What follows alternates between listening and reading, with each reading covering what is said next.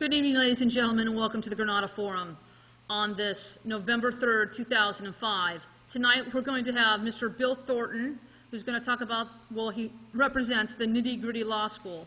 He's going to talk about all kinds of different things in the law. So without any further introduction, let me introduce you to a wonderful man, Mr. Bill Thornton.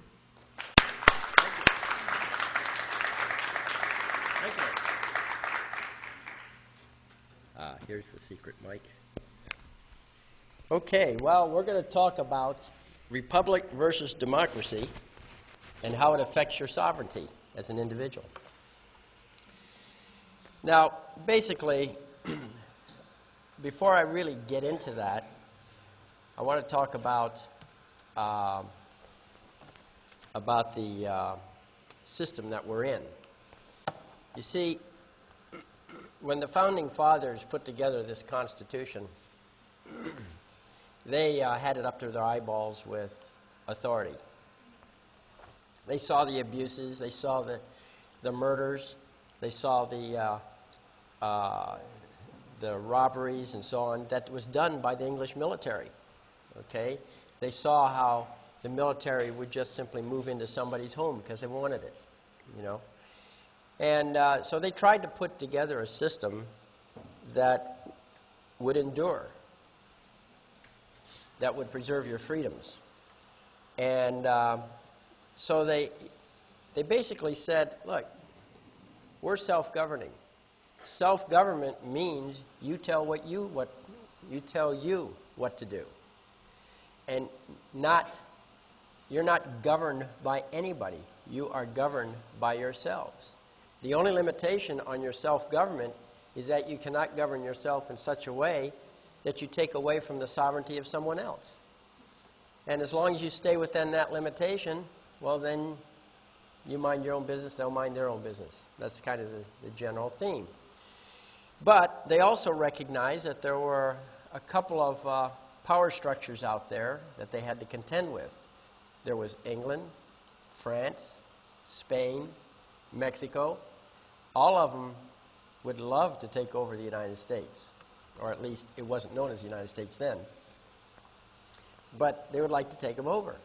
So in order to have a force that would meet their force, they put together this government, and the whole idea was to have a government that was big enough, strong enough to protect us from the outside world, while at the same time having no authority to deal with the people themselves. We, the people, had the common law, and the common law worked well. Everybody knew it. As a matter of fact, there was an admiral that said that he had a real problem in prosecuting people. A couple of reasons. One of them is by night they were out doing things against the British government, and by day they were sitting on the grand juries. And another problem is that everybody in the United States is a lawyer. The English bookstores sold more law books to America than they sold on the British Isles. We, the people, really took this whole idea of law seriously. A tremendous percentage of us knew and understood the system we were living in. They knew and understood the common law. Well, of course, that's a tough thing to deal with for bureaucrats.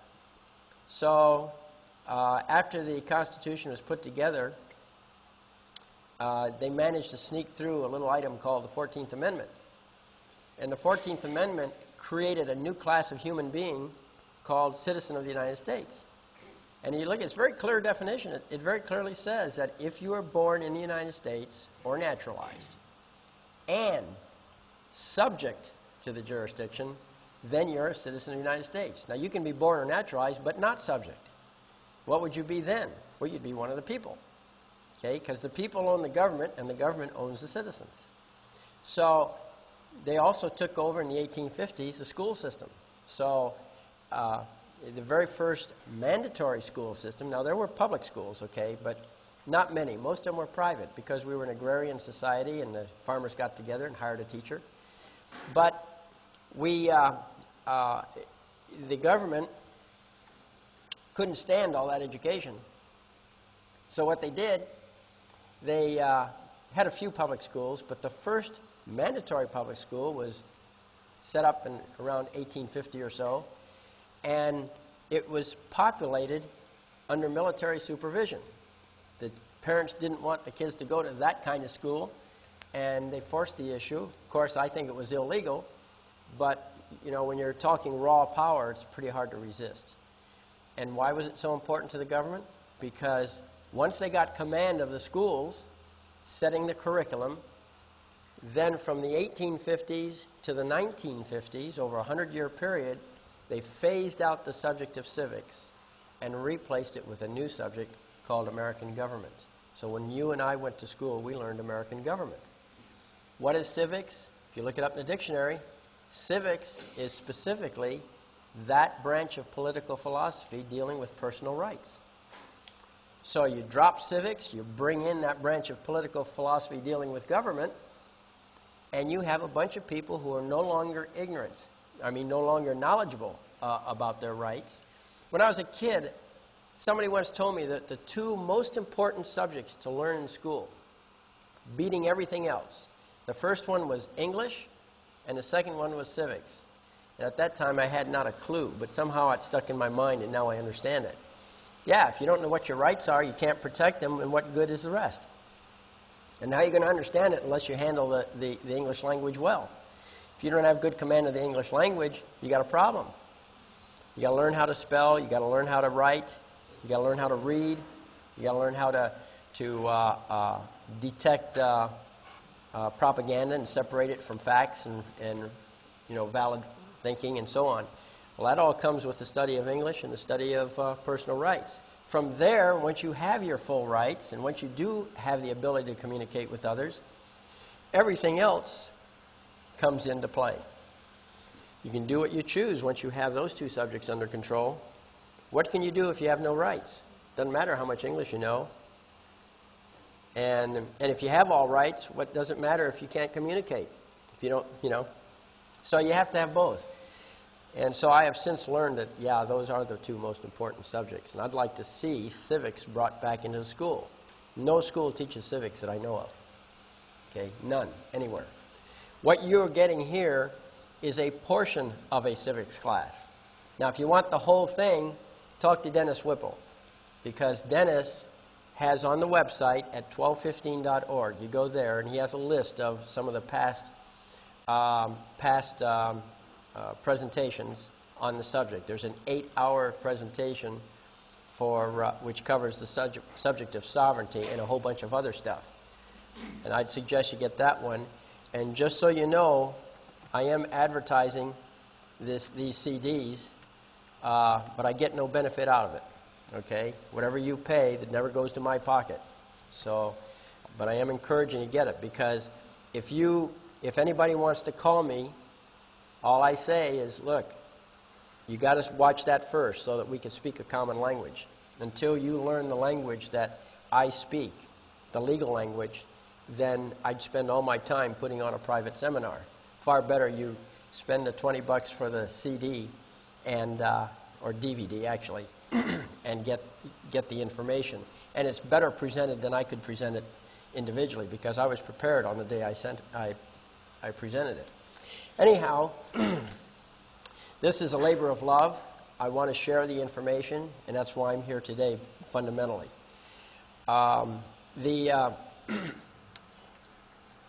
We have the foundation here, and what you see here, by the way, pretty much reflects what's on the website. And the CD that I passed out a few minutes ago is exactly what you see here, except for a couple kind of tiny details. Because you'll notice that on the CD, there's a date, and that's the date that it was created.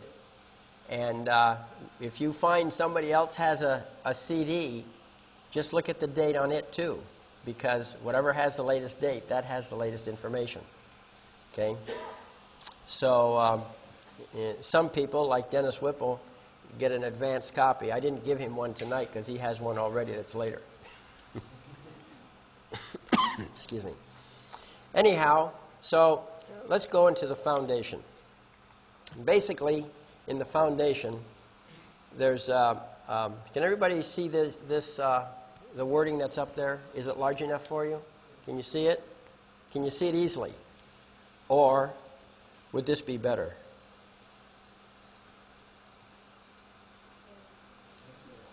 That better? Okay. Want it bigger? Okay. Wise men are instructed by reason, men of less understanding by experience, the most ignorant by necessity, and the beasts are instructed by nature. Anyway, that was by Cicero when he wrote some letters to Atticus. Anyhow, the important thing to understand about the law that as I present it to you, requires thinking. This is not something that you can take a form, fill it in, and expect to get results. You have to be flexible, and when a problem comes up, a legal problem, you've got to be able to shift with the need. And you have to reason your way through. Many of the things that we did to get to the point where we were done because we reasoned our way to that point. Had we relied on prior case law or prior experience of other people, we wouldn't have made it. Okay? One of the things that you can do when you understand this stuff that's on that CD I gave you is you can go into court, and if a judge makes a decision, you can create your own order reversing the judge's decision. Okay? And he's subject to it. In one case, we had a judge who didn't get the message. When we issue an order, and I say we because there's other people involved here that have made their contributions. It's not me. I'm just one cog in this wheel. But when we issue an order, we also issue a little mini course in law to explain to the judge why it is that he's number 2 and the person issuing the order is number 1. And when they read it, it's all there. Case law, statutory law, common law, it's all there. It explains it all. And by the way, you have an example of an order on that CD that you can see how it was done. We had one case where the judge was given an order, reversing his order, and he went along for a while. He was good for a while. Then a few months later, he forgot his position, and he issued a second order. And it was a serious enough order where he was interfering with the process. And so we issued a second order vacating that order as well. But we didn't stop there. We also fined him for contempt of court. You can do that with a judge. We fined him $1. He never paid it. Now, there's a lot of people, if you look at the record, you can see that he never paid it. A lot of people look at that record and without thinking it through will assume, well, so what good did it do to fine him in contempt of court? Well, I have to admit it didn't do any good as far as the record shows. But what really happened was that within 30 days after he was found in contempt of court, the presiding judge pulled him off, reassigned him to a dark corner of the county in a small criminal court, and then they brought in their top gun, a judge who was absolutely expert in the common law, was a member of a judges group that studied common law. They lived and breathed it. They loved it. It was their hobby. And this guy that they brought in also at one time was the presiding judge of the appellate department of the Superior Court, which this is a guy who writes case law. They don't let guys write case law unless they got their act together and understand the subject. So they brought in their top gun, and they were willing to pull this other judge off of our case and 900 other cases. That's a number given to us by that judge, in order to bring this other judge in. And he just pretended like, well, you know, he's just a replacement judge.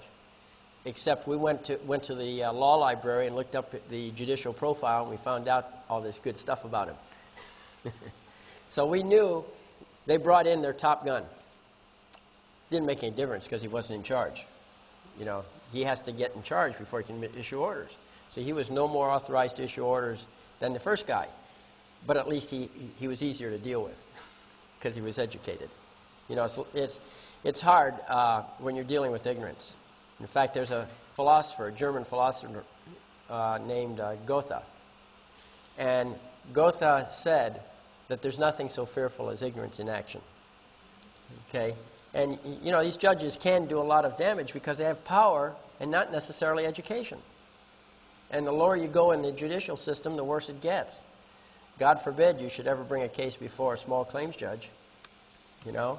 And the municipal court level, which has now been merged into the Superior Court, but still the same judges are there. They're bad too. So you don't get some real education until you start getting into the Superior Court with a real judge who has been there a while, who's had a chance to go to judges' school. Judges' school is called seminars. That's what they do. So anyway, you have to reason your way through it. Now, the very first order that I ever issued to a judge, I didn't know that this could be done. I just theorized it could be done. So I was plenty scared when I went in. I mean, my knees were chattering loud enough, I'm sure, that it was picked up in the recordings. But it was scary because my theory, my reasoning process said, hey, I can do this. But I'd never seen it done before, and frankly, I was scared of the judge too. And it wasn't even my case, by the way. It was, I was helping somebody, but the person I was helping understood sovereignty, and although he was in jail, he opened up his court, Superior Court, and he was being held by the municipal court. He did a habeas corpus, and he appointed me as a special master, giving me total authority to take testimony and collect whatever data was necessary to run the court. And as a special master, I started doing research and so on. We filed my authorization papers with the clerk, and I heard a jailhouse rumor through the prisoner that there was going to be some sort of hearing on this coming Monday of the next week. So I said, oh, okay. So I had some certified copies of my authorization as a special master.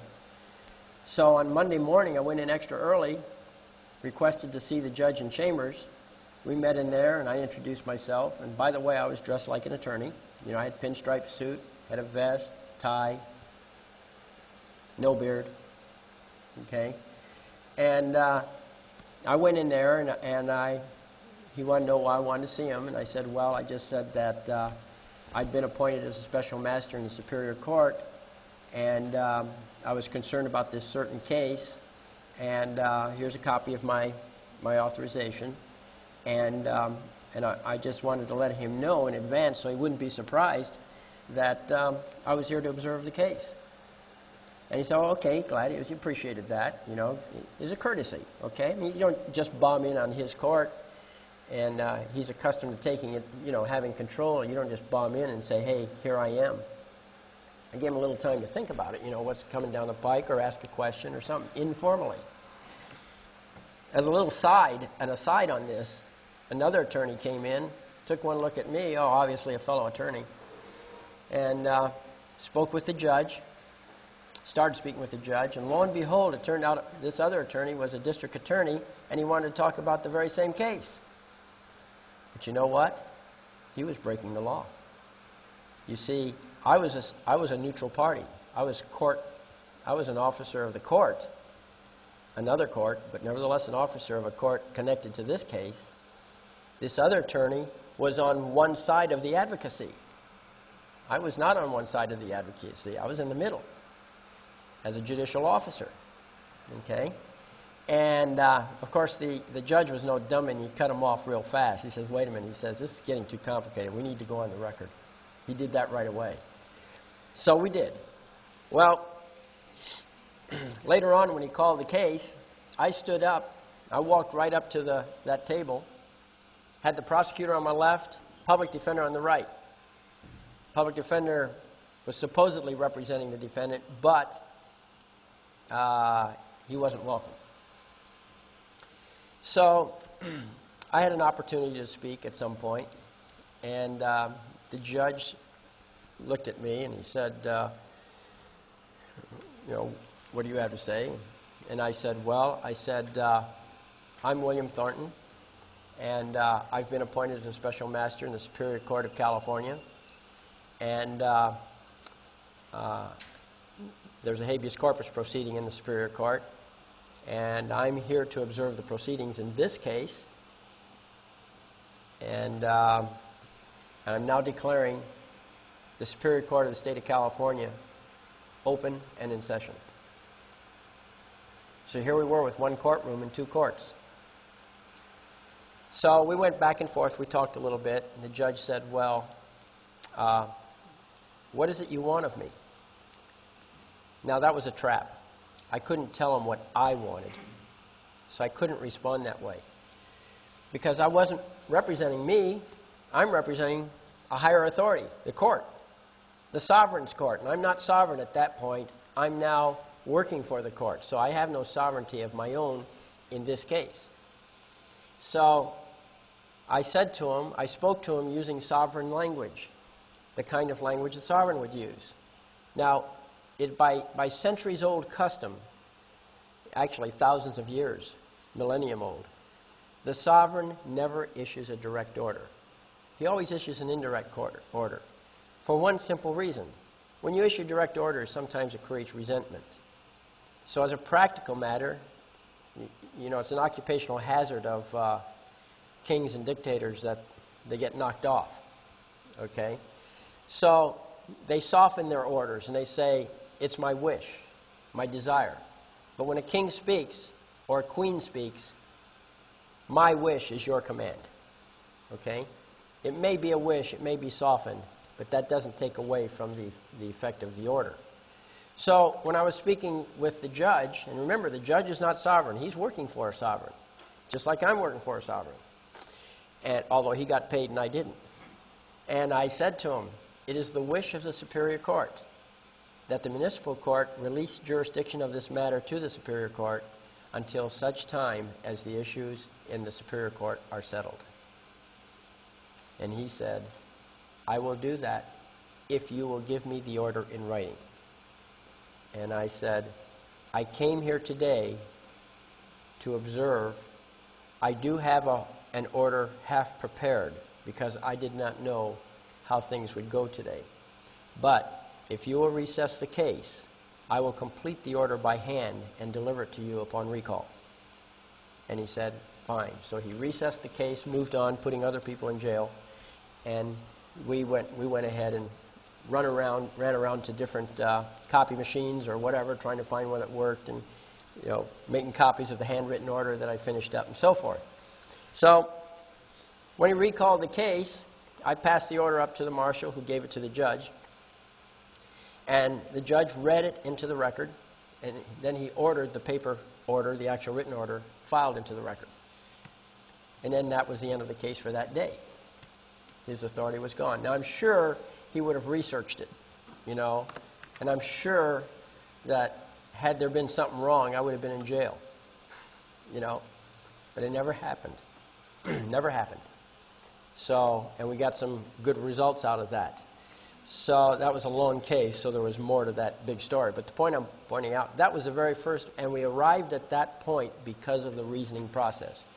One of the things you have to develop if you're going to be involved in the common law is the ability to say 2 plus 3 equals what? Got to figure it out. Because maybe you never saw 5 before. Okay? You got to do that. If you can't do that, you're not going to succeed in common law. The whole statutory system is lined up against you. You got to be perfect. If you have any cracks in what you're doing, they'll crowbar it open and run right through that crack. So you've got to have good reasoning, good research, make sure you understand everything. I've seen people copy my work and they would include words. Sounded good. I said, why'd you use that word? Well, I don't know. It was there. I copied it. Well, every word means something. I try to, when I do my writings, I try to make efficient wording. Every word is there for a reason, a thought that I'm trying to convey. Specifically, to tell you where this one example occurred, in our paper it said the law is further decreed here. Well, he had his lawsuit, and he put in his lawsuit, the very first thing, the law is further decreed. So the first question I asked him, well, where did you decree it before so that you're now further decreeing it now? Well, it turned out that he hadn't decreed it before, so the word further meant nothing. Since further from where? You're at the starting point now. So we took the word further out, before he got the papers filed.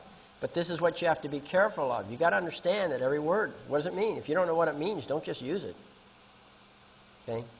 Well, anyhow, so it's important that what I want you to get out of this is that you have to have a reasoning process. You have to think things through. So then you get into language and dictionaries. We speak 3 different languages in America. Okay? We speak, by the way, all 3 are called English. Okay? Now, when you went to school, you learned 2 of the languages. You haven't learned the 3rd English language. Okay? The first language that you learn, even before you go into school, is called slang. Okay? The second English language that you learn is called formal English. And this is what they teach you in the schools. The third language that's called English, they never teach you. It's called legal English. And when attorneys go to school, they're not aware of that. They're taught different things, but they're not really informed that they're learning a new language. And they come in with misconceptions, and they carry them when they leave. And judges, when you go before a judge and you say something and you misstate it, what's going to happen? You're going to bring in contradicting things without even knowing it. Well, you create confusion, don't you? Now, the judges get trained in this stuff. They don't, a judge doesn't just get to be a judge arbitrarily. They do what they can to keep dummies out, although not always successfully. But they get trained, and when you provide a conflicting thought and you never straighten it out, he's going to make choices, isn't he? He's going to try and figure it out. And as long as there's confusion there, he's going to use what's called discretion. And the discretion of the judges is what really kills the system. And so he'll use his discretion. And by the way, you ever heard anybody use the term sovereign citizen? You've all heard that term. Well, what does that mean? Well, a sovereign is a master, and a citizen is a slave. What's a master slave? Okay? Is it the supervising slave? I don't know. So if you go into court and you claim you're a sovereign citizen, you've created confusion, a conflict of ideas. The judge is going to sit there and he's going to make a choice. Well, which is it? Is he sovereign or is he a citizen? Well, it must be a citizen. And he'll go for it on that basis. And so you sabotage your whole citizen or sovereign position if that's what you do. So you have to be careful in your words, really see what they mean. So, as you might guess, I do not support the idea of calling oneself a sovereign citizen. Okay? All right. So, you have to pick, are you one of the people, and all people are automatically sovereign? Or you can be one of the citizens, and all citizens are automatically slaves. They're publicly owned slaves. They're not privately owned. Okay? They're owned by the government. Because that's what the Constitution says. It doesn't say it in the language I just said it. What the Constitution says is that if you are born or naturalized and subject to the jurisdiction, then you're a citizen of the United States in the U.S. Constitution. Okay, so subject, you see, people are not subject. See? There is no authority of the government to do anything with the people. The people ordained and established this Constitution for whom? For those guys over there, called the United States of America. The world's smallest country. It's only 10 miles square, and it lives in Washington, D.C. Okay? And it can't go into any of the states without the permission of the state legislature. Okay? Of course, they've been putting out a lot of permissions lately.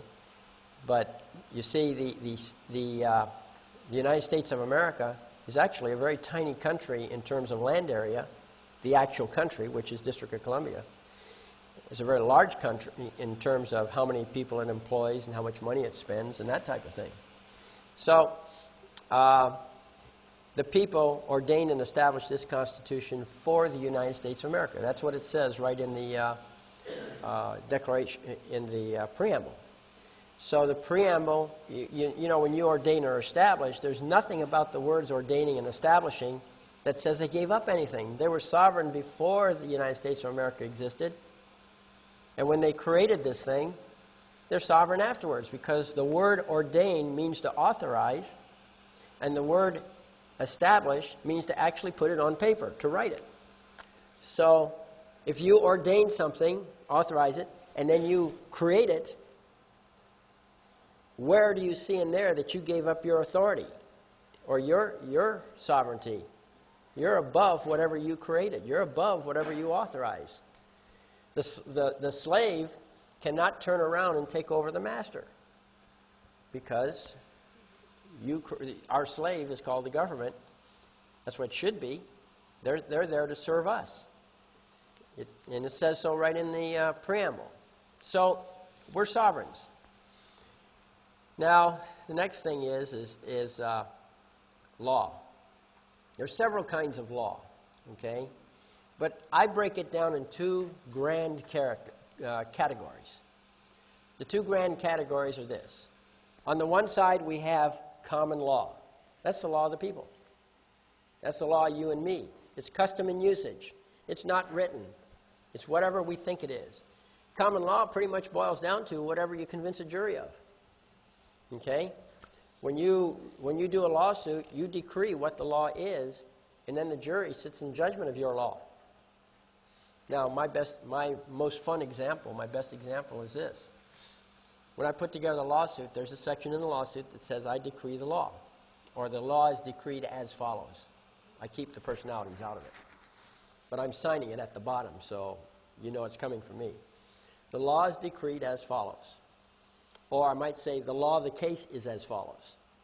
But the idea is that I'm creating the law. Now, there is one law that I have. It's very personal to me, very important to me. It's so important that if anybody violates this law, there's a death penalty. Okay? So don't violate this law in front of me. Okay? And that law is this. I cannot stand anybody who has pink shoes in my presence. Okay? I know it's a tough law, but this is important to me. Now, if anybody does wear pink shoes in my presence, then I'm going to prosecute them. And I'll bring charges, and I'll state what the law is, I'll state what the penalty is, and that person, if he chooses, now he may have confidence in my ability to judge, in which case I'll be happy to judge him. But if he doesn't have confidence in my ability to judge, he can always call for a jury. Now, I kind of pose this rhetorical question to you. What's the probability of me being able to have on my court a jury that would agree with my law? Okay? Probably a low probability. Now, that doesn't mean I've given up. I'm determined to prosecute everybody who wears pink shoes in my presence. But I haven't given up. Now, it's very similar to what the state does. Take a typical traffic ticket. The state accuses, the state prosecutes, and the state judges, and the state executes the judgment. And because they've taken away the jail time, you know, because it's an infraction, there's no jail time associated with infractions, okay? Because they call it an infraction, that really makes it civil. They like to say it's quasi-criminal, but it's not. It's civil, okay? And there's no jury allowed, okay? So that's how they play that game. Well, that's all I'm doing too, okay? I got my law. I accuse, I prosecute, and I'll carry out the execution if necessary, okay?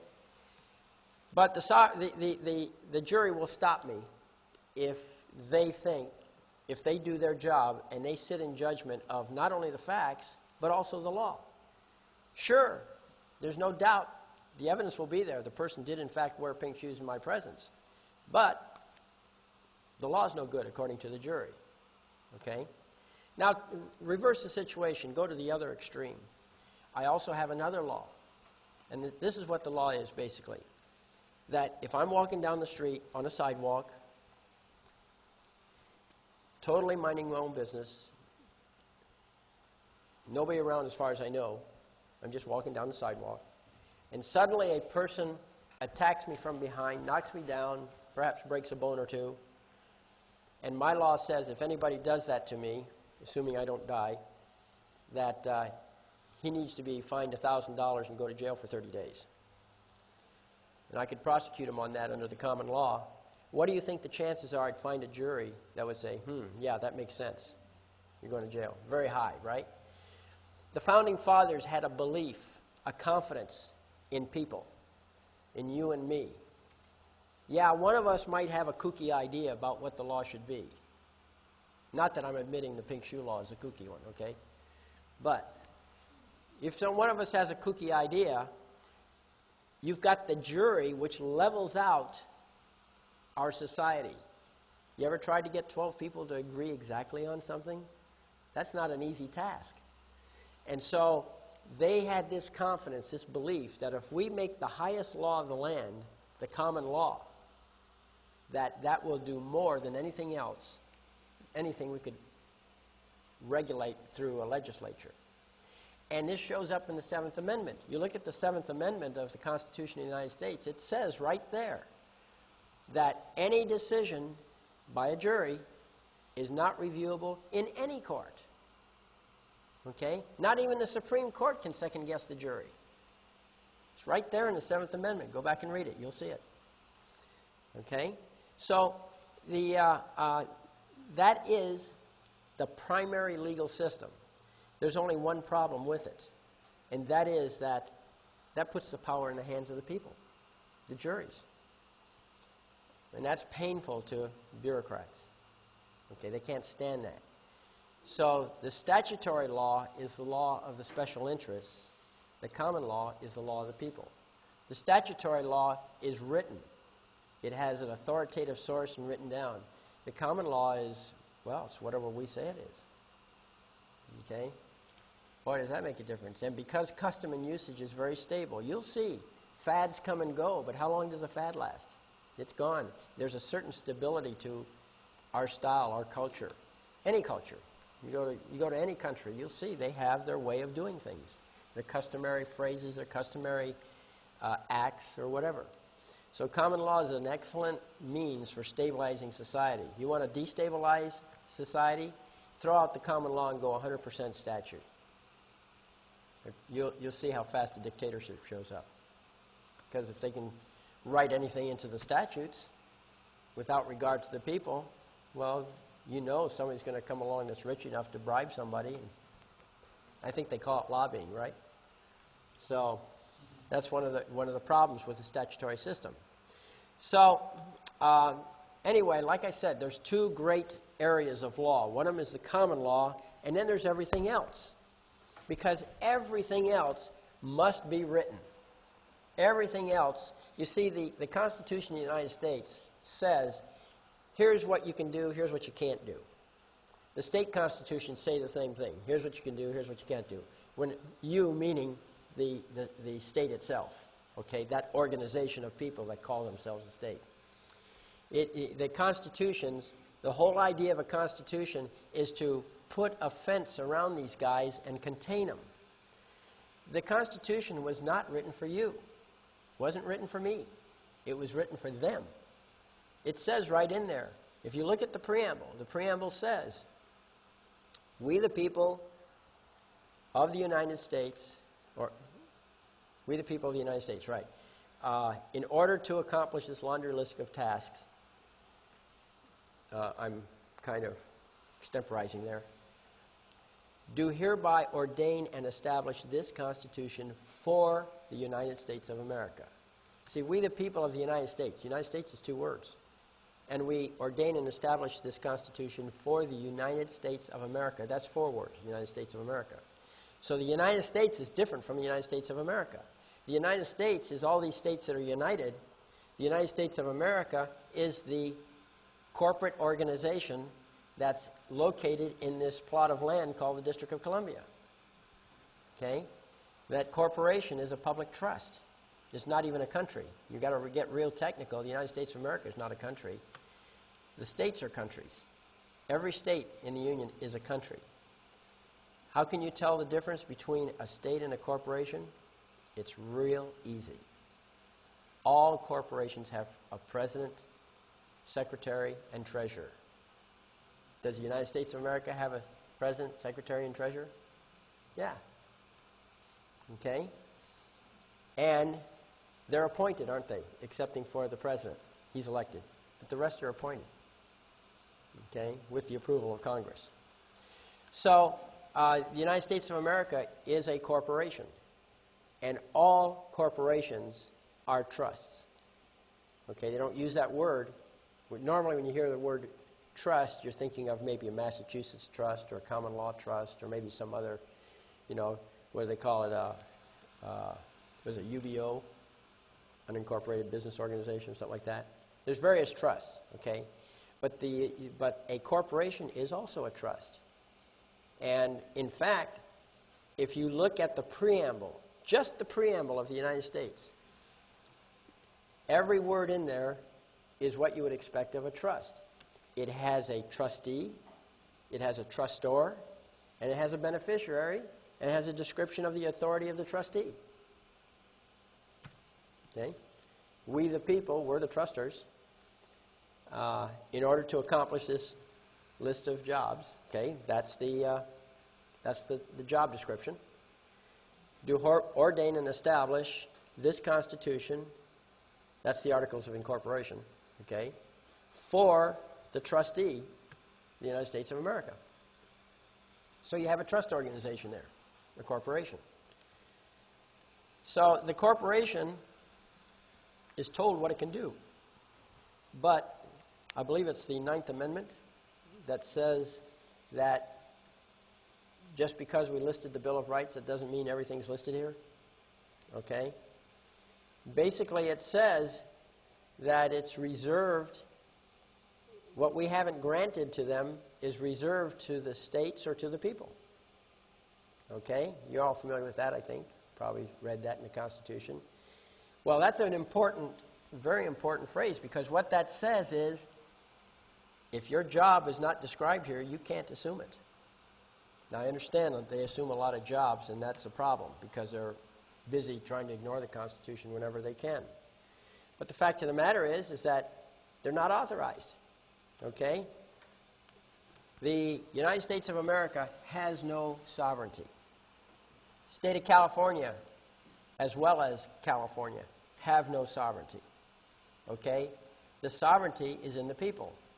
And it says that in the government code. You read the government code, it specifically says in California government code that the sovereignty is in the people. And it also says in the government code, section 11120 and section 54950, I believe, it says right there, and I'll quote it word for word, it says, the people of this state do not yield their sovereignty to the agencies which serve them. That's a word for word quote. I got that one memorized. I use it a lot in court.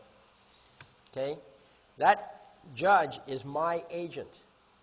And until I grant him the authority to push me around, he has no authority. Now, that's theory. I know in actual practice we've got a problem there. Okay? But the fact of the matter is that when you go to court, you've got to remember one thing. When you put a lawsuit in court, a lot of people talk tough. Okay? Including me. But when we get to court, you better throw that toughness out, and here's why.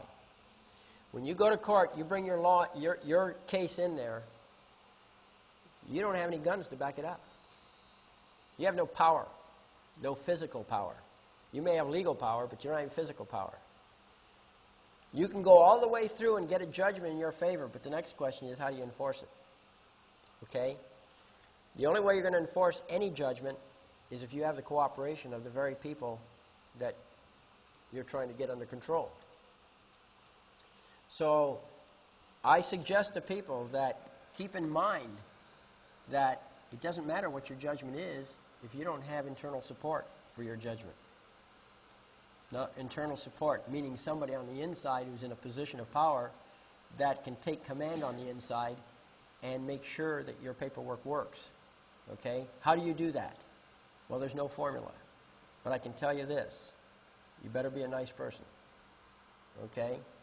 Nobody's going to support you if they don't like you. Okay? So you want them to like you. And there's lessons to learn. I mean, this is proven in history. There was a period of time in, I believe it was Thailand.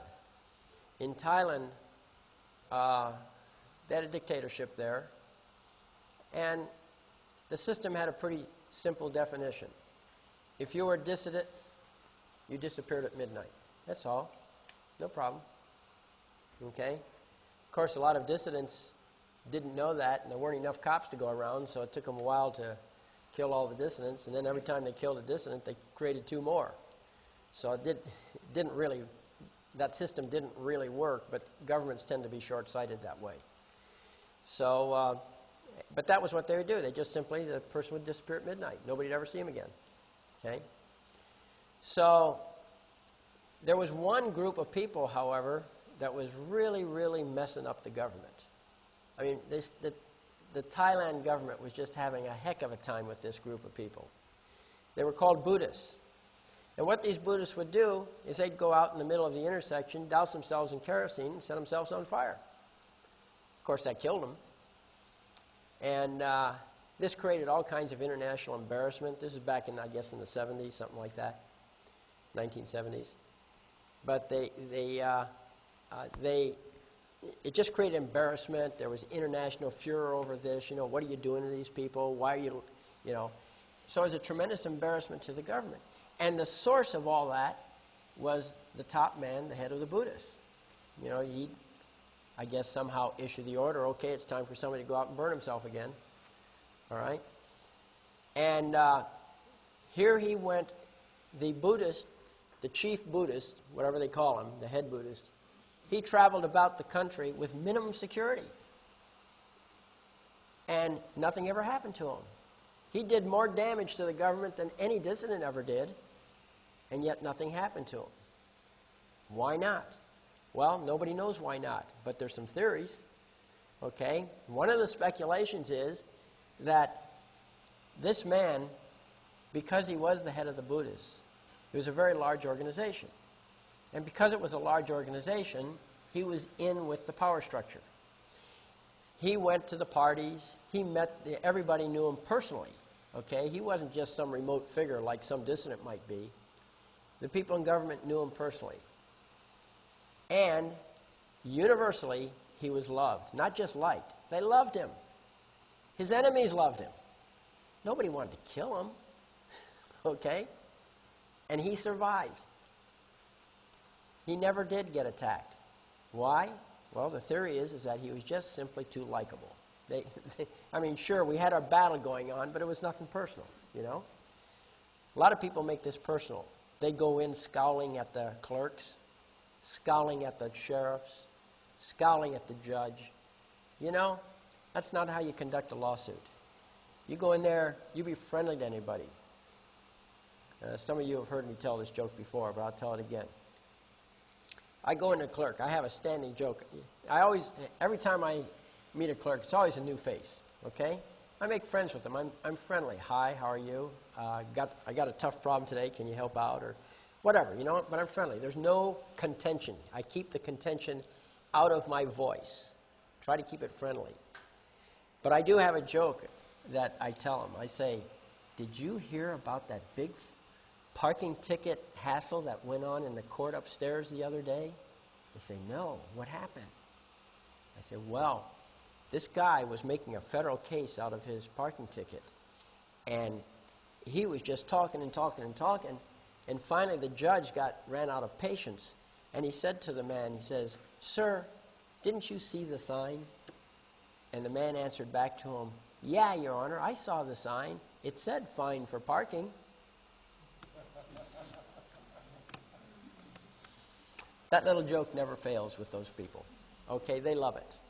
So you tell that, you know, it takes the tension out. It kind of gets friendly. And you are friendly. You should be friendly. Because you never know when one of those people is going to help you. You never know. One of the most important rules that we ever found was because a clerk helped us. This woman went into, this happened in Kansas, in a federal court. And she had taken the time to develop good relations with these people.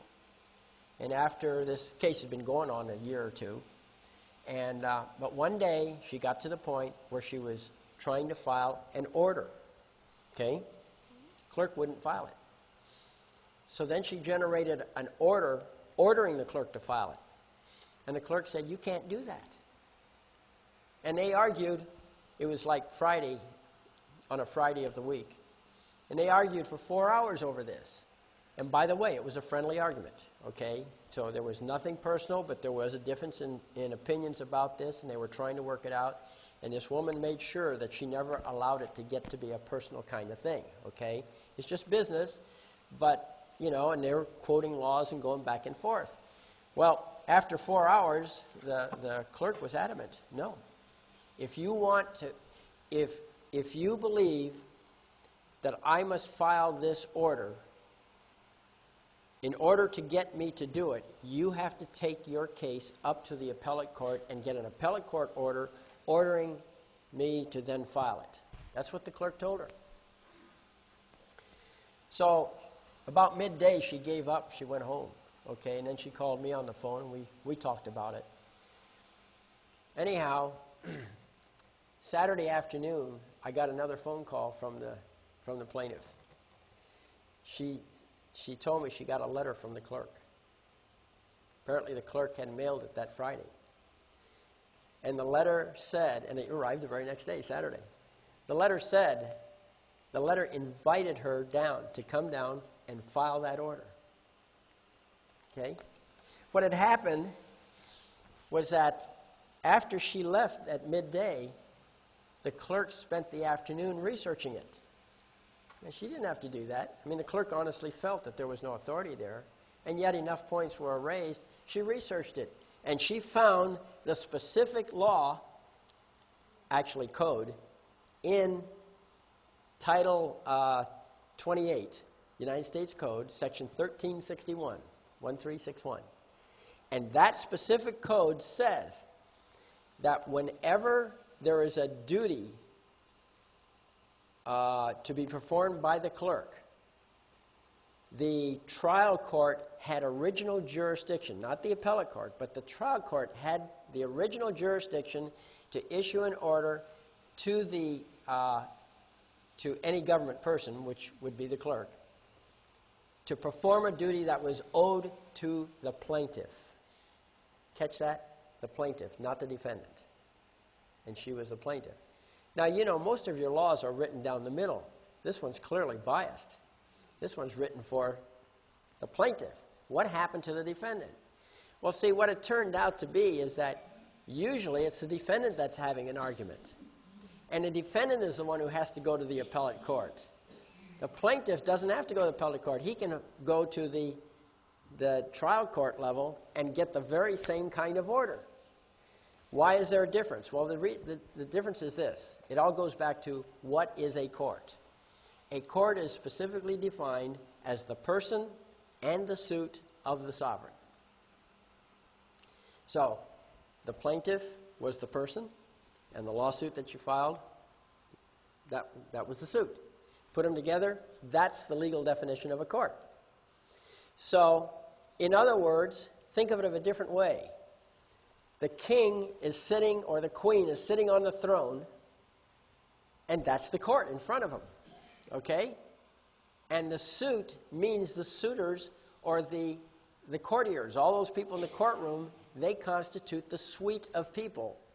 Later we dropped the E and called it a suit instead of a suite. But that's the background of what a court is. So the king always has authority to issue his own order in his own court. So the plaintiff can issue the order from the district court to the clerk, whereas the defendant is an outsider to the court. He's being brought into the court, and he has no authority over the plaintiff. What he has to do is he has to take it up to the appellate court and get the appellate court to bring down an order from above to make them do what they're supposed to do. Okay? And that's why Section 1361 only talks about the plaintiff and not about the defendant. It's recognizing what a court is. So, because of the good relations that were maintained, it really paid off. We used a lot of, I didn't know that rule existed until the clerk found it for us. So, always keep good relationships with the court personnel whenever possible. I mean, you know, some of those court personnel, first chance they get, they'll stab you in the back. Okay? Don't let that affect your demeanor. You continue to be nice to them. If you can stab them in the back sometime, legally, well, that's a different story. Okay? But person to person, on an individual level, hi, how are you? You meet the opposing attorney, hi, how you doing? How's your kids? You got kids? You know, whatever. You just be nice. Tell them a joke. Sometimes you can tell them a good lawyer joke, you know. He'd expect it from you, you know. But, you know, how can you tell an attorney is lying? You know that one. His lips are moving, right? What's the other way to tell him he's lying? Or to tell if he's lying? His lips are not moving. Okay? The first one is the sin of commission. The other is the sin of omission. Okay? So, you can tell these little jokes to them and be sort of friendly. It's not a phony friendliness. You really want to be friendly. You really want to have the right attitude in you. Okay? But if you have the right attitude, it's going to reflect in them. You try it sometime. You just meet somebody and you start off with a smile. Somebody else, you start off with a frown. You'll see it'll be reflected back to you. Okay? So you start off with these people and always be the best, nicest person that they have ever met. That doesn't mean you're not a tough fighter when you're on the floor. Okay? Or when you're writing your papers. You're still a tough fighter. But try to keep good relations. Show you how this can work. A friend of mine was suing Security First National Bank. Now, they since merged in with Bank of America. And the opposing attorney was just giving him a hard time. You know, he wanted to find out the name of a specific person. He knew who the person was, where they worked and all this, but he just didn't have the name, and he wanted to get the name. And so he was trying to do discovery, and this attorney just wasn't cooperating. And since he couldn't find out who it was, he had to take it up to that person's supervisor. The only problem is he couldn't find out who the person's supervisor was. So he took it all the way up to the chairman of the board. He says, I know his name. He couldn't find the name of anybody else, but he knew who the chairman's name was. So he named the chairman as the person to respond to the discovery. And then he and his brother went downtown. They went into the building. It was one of these high-rise buildings, okay, with like 20, 30 stories. Went all the way up to the top floor, and he got by security. They let him in. Of course, he was well-dressed. You know, he looked like he was executive himself. And so did his brother, who was doing the actual service. And they got to the secretary and informed the secretary they had some legal papers to serve to the chairman. And he also apologized. He was nice. He says, look, you know, he says, I had no choice. I have to follow this legal procedure, and I need to personally serve him. So she said, okay, whatever, you know, let them in. So he gets in. He meets the chairman of Security Pacific National Bank. And the guy was really a nice guy. And by the way, they're all nice guys, okay? No matter what they do on the outside, they're all nice guys. And so he was nice to the chairman. He apologized for bothering. He says, you know, he says, this is just a small lawsuit, but he says, I had no choice, and so I'm here, and I'm sorry to bother you and take your time, but it was the only legal thing I could do. The chairman said, that's okay. What's it all about? You know, he accepted service, and he said, what's it all about? And so I gave him a little thumbnail sketch of what it was about. And so they were discussing it, and then finally he said to the chairman, he says, well, he says, I got to get from downtown all the way out to Santa Monica, so I have to leave now. Traffic's building up. And because I have to serve the attorney with this paper today also. So the chairman said, well, come this way, okay? So they went through some door. They went up the stairs. They ended up on the roof, and there was a helicopter there. They got in the helicopter. He gave them a ride over to Santa Monica. When they got to Santa Monica, there was a limousine waiting, 2 limousines waiting for them, one for the chairman and one for them.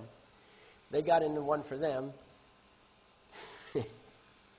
The limousine took them to the attorney's office. The attorney was standing in the doorway waiting for them to show up. I think somebody spoke to him. And they served the attorney. The attorney was absolutely livid but restrained. Okay? He accepted the service. The limousine took him back. Helicopter flew him back to the top of that building. They validated his parking, and he went home. Unbelievable, right? Talk about service. Now, there's service. Anyhow, it all goes back to the same principle. Be nice to your enemy. Okay?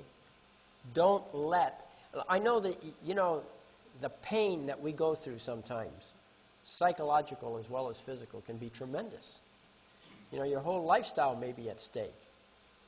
But you have to segregate yourself. You have to develop a little schizophrenia here. You got to segregate yourself.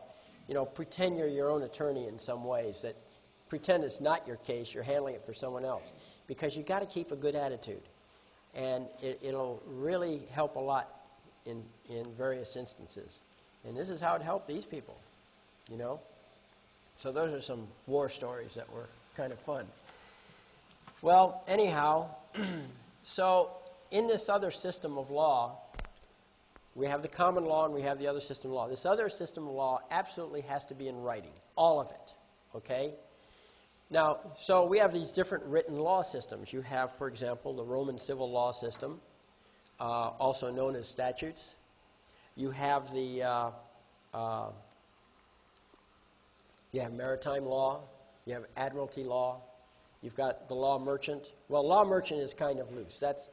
But anyway, they've been tightening that up so that the law merchant has now been coded into the UCC, Uniform Commercial Code. That's really the modern law merchant. But I had a big argument one time, friendly argument, by the way, very friendly. But I put on a seminar, and it was a 2-day seminar. And toward the end of the first day, I got a real strong challenge. There was one of the people in this group. It was in Colorado where this took place. And one of the people was really, really totally versed in admiralty law. He knew pretty much all that needed to know about admiralty law. He studied it, lived and breathed it. And so he kept telling me that, well, you can have the common law in admiralty law, okay? And he kept telling me that the common law, you know, doing this. And so he was pretty good at countering my suggestions and so forth, and I wasn't really prepared for that, so naturally he won, okay? So we all went home that day, and I have to give the point to him. He talked a good case, and he, you know, there's an old saying that speech is the death of thought. So I was doing an awful lot of talking at the end of that day, but I wasn't doing much thinking. But after it was all over and when we went home for the evening, I had some chance to think about it. When the morning came, I was ready for him. And so we all got together in the morning, and I said, look, I said, we're going to suspend the normal seminar here. We have to tackle this point because you won yesterday, and I can't let you get away with that. And we were friendly, okay. It was a very, very warm interaction that we had. So, and I said, and here's what I'm going to do today. I said, I'm going to hang you on your own words, okay. And so I got him to agree to things. I said, now, here's the sovereignty, the people. We're sovereigns, right? He says, right. And I said, now here's the Constitution. We created it, didn't we? Right? He says, right. Okay. Then we have the Congress. And the Congress is controlled by the Constitution, right? Right. So then I said, all right, now the Congress passes all these rules, and one set of rules that they created was called admiralty.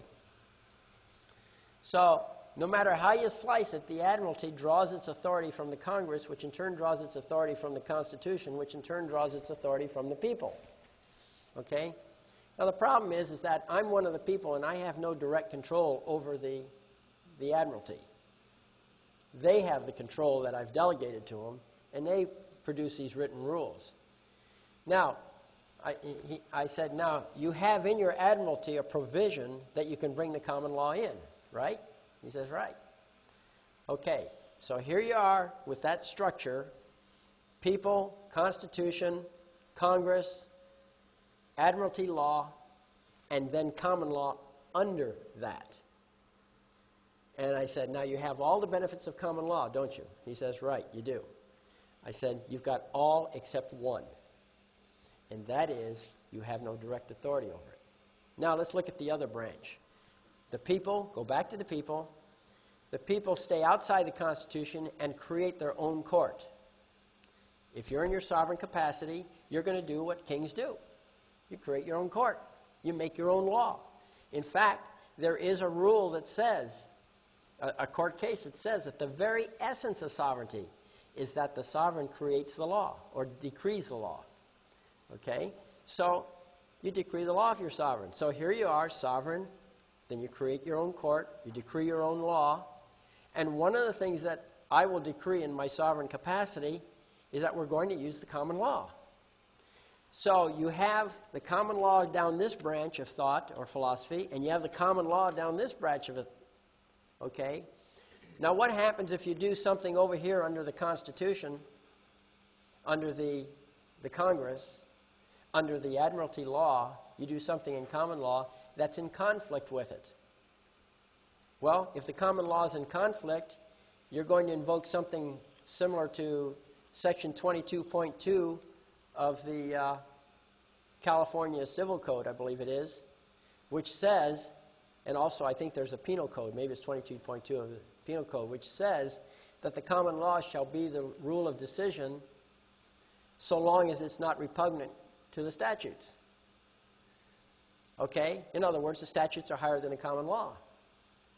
Well, if you go down that line of thought, that's what you're going to have. But if you go down the other line of thought where the people create the court, decree the law, and they say that the common law is a law, and as long as you're sovereign, you can say the common law, you can say that the statutory law shall be the rule of decision so long as it's not repugnant to the common law. You can reverse the positions over here by your own personal authority as a sovereign. So I just said, well, which would you rather have? Would you rather have a common law that's subjugated to the Admiralty law, or would you like to have common law that supersedes it? It all depends on which line of authority you follow.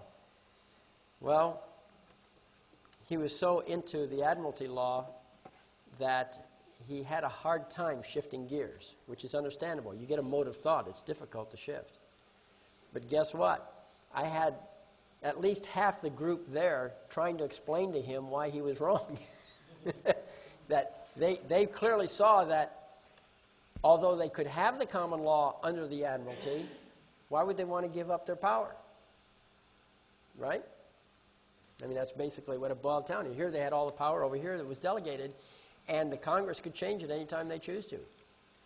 Or the judge could change it on the spot because there's flexibility granted to the judge.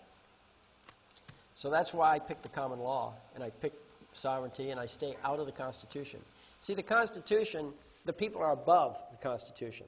The people created the Constitution as a set of instructions.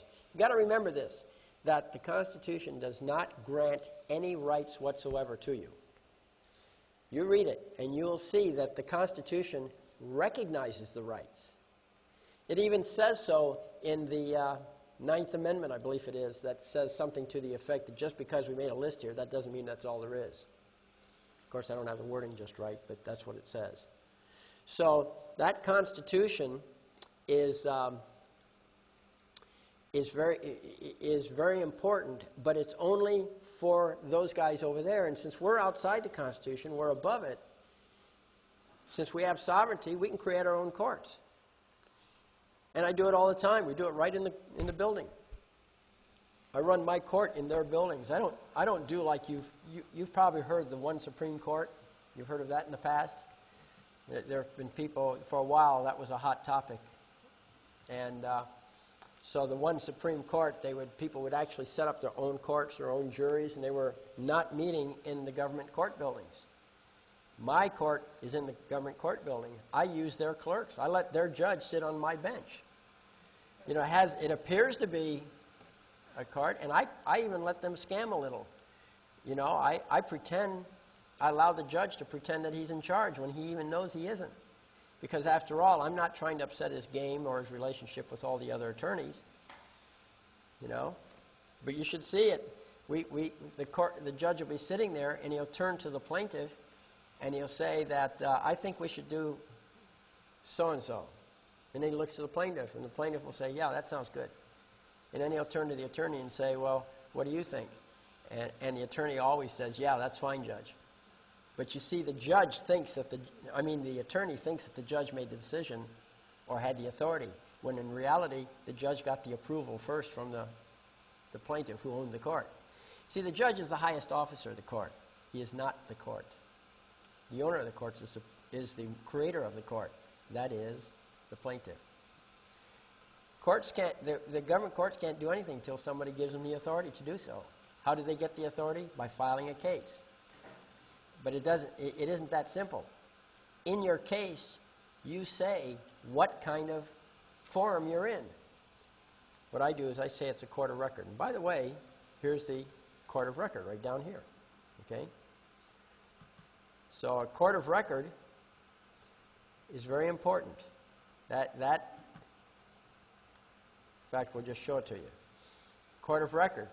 Here's the 5 requirements of a court of record. It keeps a record of the proceedings. It generally has a seal, number 5. Number 4 has the power to fine or imprison for contempt. By the way, number 1 and number 4, that's what you see in Black's Law Dictionary, 5th edition. Okay? Black's Law Dictionary, 5th edition, that's all it says. But the other 3 requirements are there too. I just read to you number 5. And then there's number 3, proceeding according to the common law. Now that's very important. You know why that's important? Because the Constitution of California, the 1879 one, you know, the one that's not even official, but everybody's using it. The 1879 Constitution, which the judge wants us to believe is what we're operating by, says right in it that all the courts in California are courts of record. So what's a court of record? Well, a court of record is proceeding according to the common law. No statutes. Okay? All those codes don't apply. You ever heard of the penal code? Everybody's heard of the penal code, right? No doesn't apply. Penal code doesn't apply. Okay? Because, not in a court of record, because that's statutory law. That's code. That's not common law. So, they have no jurisdiction. And of course, that's why they have arraignment. Because since they have no jurisdiction, they have to get you to grant the jurisdiction. How do they do that? They say, well, you're accused of violating such and such a code. Is the code valid but you're not guilty? Or is the code valid and you are guilty? Or is the code valid and it's no contest? In all 3 cases, the code's valid, right? So if you agree to the code, then they got you in contract and they proceed against you. All you have to do is enter one of those 3 pleas and you've agreed that that code is valid. And that's how they get you into the alternative courts. So the real court is the court of record. The alternative court is these, you know, these courts. You see how they operate. Anytime you see it going according to statute, you know it's not a common law court. It's not a court of record as required by the Constitution. But see, you have an unlimited right to contract, so you can contract out of it. And they take advantage of your ignorance, of course. The second requirement is the killer, though. The tribunal is independent of the magistrate. In a court of record, the tribunal is the one who does the judging. The magistrate is the public official on the government payroll who's granted some authority by the state to do certain things. But of course, he cannot violate the basic premise of a court of record because the tribunal is the one that does the judging. That has to be independent of the magistrate. And since a magistrate is basically anybody on the government payroll who's been granted state authority, he doesn't qualify to make any decisions. He can't be a tribunal. So what do? I pick the constitutional forum, court of record. Okay? So that's a really important concept. And so we go to a court of record and we run our case that way, common law. That throws out admiralty law. That throws out, in fact, it throws out the whole statutory system. It throws out everything in the Constitution. Okay? Because you're the sovereign, you decree what the law is, and if they don't like it, they can always get a jury who will sit in judgment of your law. Right? That gives you that custom and usage that we talk about, that the common law is custom and usage. Okay? We have a lot of cases where we've done that. We've gone into court, judge makes a decision. Hey, judge, you're not a tribunal. You can't be issuing orders. So we issue an order vacating the judge's order. It's real easy. Well, actually, it's not that easy. I mean, it takes time to sit down and write the papers, of course. But it's all cut and dried, okay? As a matter of fact, on the disk that I gave you, you'll look there, you'll see, let's see if I can smallify this a little. There we go. You'll see that, oh, I guess I have to go back one more. Here's this is what you see when you first put this disk into your computer.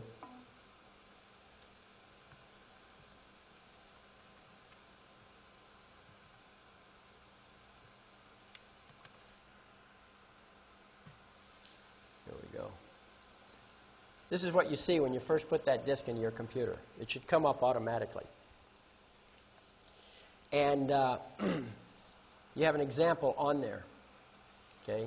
And all you have to do is click on example, and it brings up this case log. And right up here near the top, you see where it says ruling. And you click on the ruling, and then that takes you down to this part of the page, and you have it written in red here. And you click on the ruling there, and that takes you to the actual ruling that was given to a judge where he was found in contempt of court. This is the one where we fined him $1. You can see everything that's there. Basically, we have, this is the important part right here. We've got 4 sections to this thing. We have the judicial cognizance. The judicial cognizance, that's kind of like, you've all heard of, I got a mental block here. What do they call it? Judicial what? Notice. Okay? You've all heard of judicial notice. Well, judicial notice means that this is something that the court has to take notice of when considering something. Okay? When the court takes judicial notice of something, it says, well, okay, this is one of the factors that we have to consider in this case. You can take judicial notice of the laws of the United States, the laws of California, or whatever state you're in. You can take judicial notice that the sun rises and sets every morning and evening. Okay? You can take judicial notice of things that are unquestioned. They don't have to be proven in evidence. It's just too obvious, right? So that's what judicial notice is. And so the court in the case can see whether that thing is taking judicial notice of, does it have any relevancy to this case? Okay? Judicial cognizance is a notch above that. Judicial cognizance means that the court absolutely cannot violate that. That does apply to this case. Or as we say right here at the bottom, judicial cognizance is judicial notice or knowledge upon which a judge is bound to act without having it proved in evidence. He's bound to it. It isn't just taken into consideration and see whether or not it applies. It does apply, and it must conform. Okay, that's judicial cognizance. So we put down, this is the law of the case. Remember I said you decree the law? Well, this is how we did it. In this particular ruling, we said that we took judicial cognizance. We said this court takes judicial cognizance and decrees as follows. That is the decreeing of the law by the sovereign. So you got all these things that apply, and there are various things in here that were reasonably relevant to this case. But here's this one at the top. The very meaning of sovereignty is that the decree of the sovereign makes law. That was a decision that came out of American Banana Company versus United Fruit Company. And so, are you sovereign? Well, we do have the California Code, which says that, if I can find it here, yeah, right here at the top. It is the public policy of this state that public agencies exist to aid in the conduct of the people's business. The people of this state do not yield their sovereignty to the agencies which serve them. That's in the California Government Code. California Government Code is not written for you or me. It's written for the government employees to tell them what the score is. So you don't yield your sovereignty. And if you're sovereign, what is a sovereign?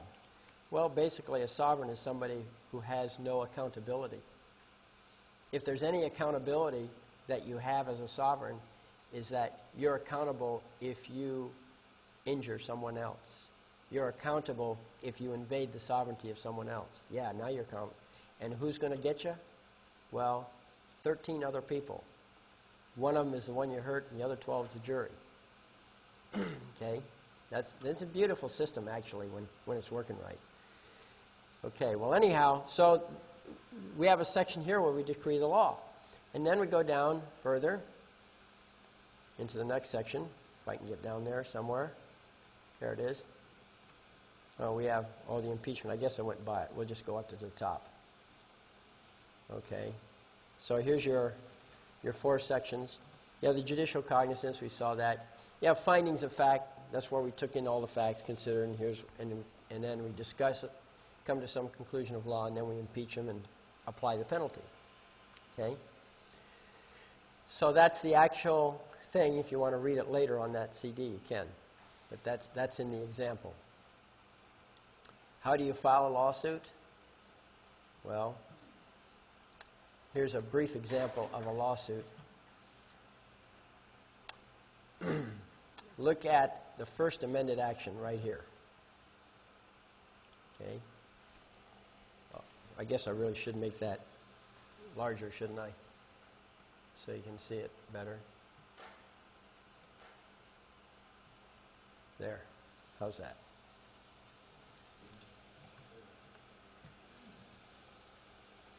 I'll see if I can find the beginning of it. Right. Here we are, the first amended action, okay? Yeah, you file an action, but if you want to correct it, you can amend it.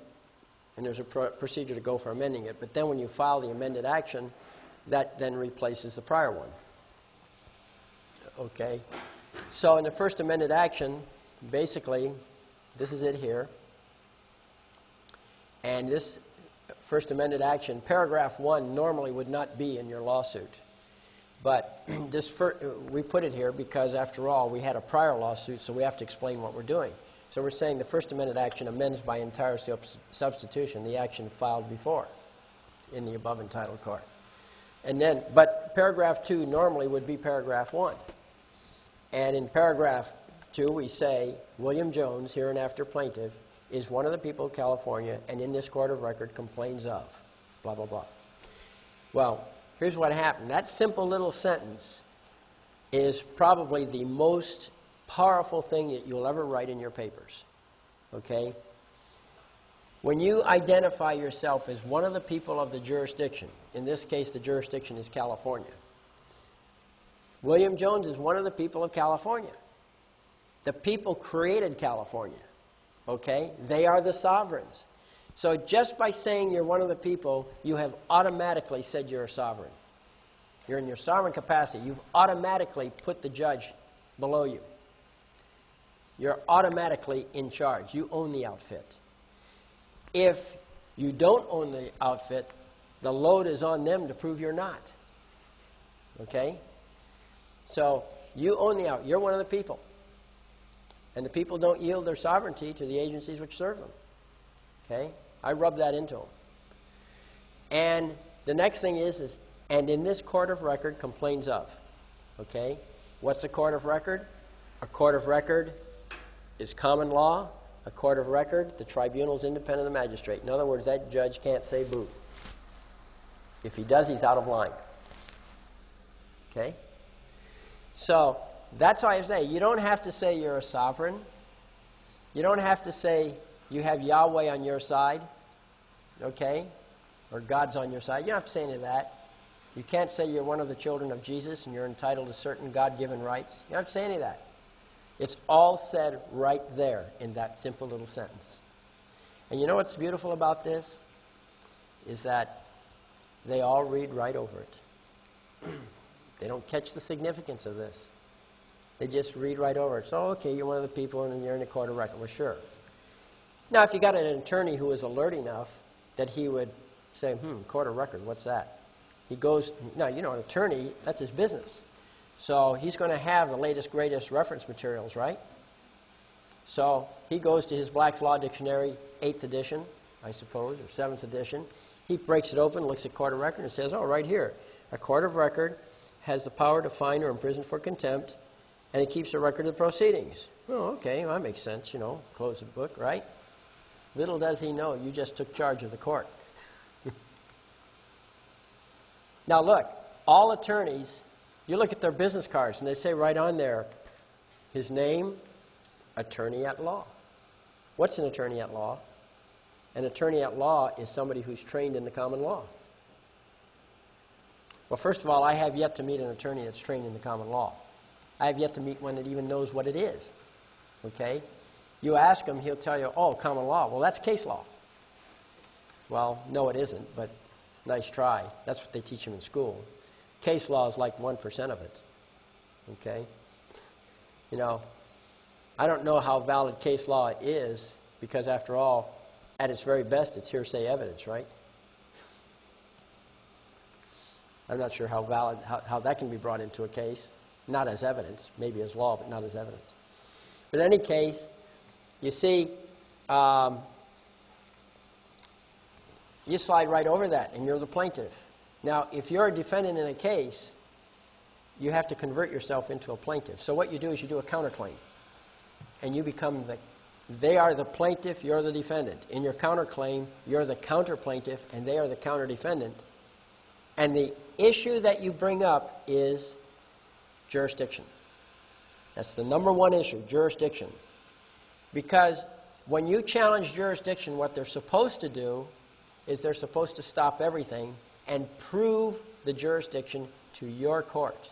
They have to prove it, not just claim it, not assume it, but bring in the evidence to prove they have proper jurisdiction. They don't know how to do that, and they never do. Okay? It's a big problem we have with these people. But anyhow, that's just a little brief taste.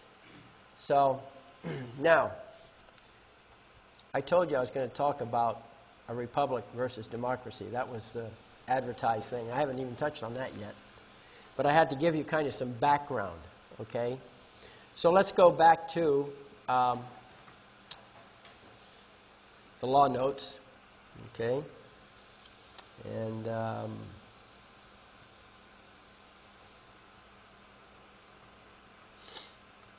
foundation. Let's talk about a republic versus democracy. Okay, you all know the Pledge of Allegiance. I pledge allegiance to the flag of the United States of America and to the republic for which it stands. We don't pledge allegiance to the democracy. We pledge allegiance to the republic. Well, that's fine, but what is the difference between a democracy and a republic? Why did the Founding Fathers pick the Republican form of government instead of the democratic form of government? Well, it's very simple. In a pure democracy, 51 beats 49. That's all. Hey, we have this big argument. What are we going to do? We're a group, okay? And we want to know what to do. So we argue back and forth. We say what we're going to say. And when we're all through, we're going to have a big vote on it. And we vote. If 51% say it's going to be a certain way, the other 49 have to yield. Okay? Well, let's translate that into plain English. What we just said was that 49% have no rights. Whatever the majority wants, that's what the majority gets. No rights. Last thing you want is democracy. You hear all these people running around, we want democracy, blah, blah, blah. Yeah, right. You have democracy, and you'll see some real loss of rights. Because whatever the majority wants, they put together an initiative, they vote on it, they put it in, you're subject to it. No exceptions. Now, what's the definition of a citizen? Well, I just told you. It's you're born or naturalized in the United States, and you're subject to the jurisdiction. Subject means you're controlled.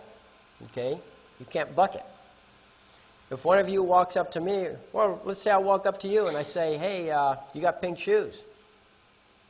And your first response will probably be, well, so what's it to you? Right?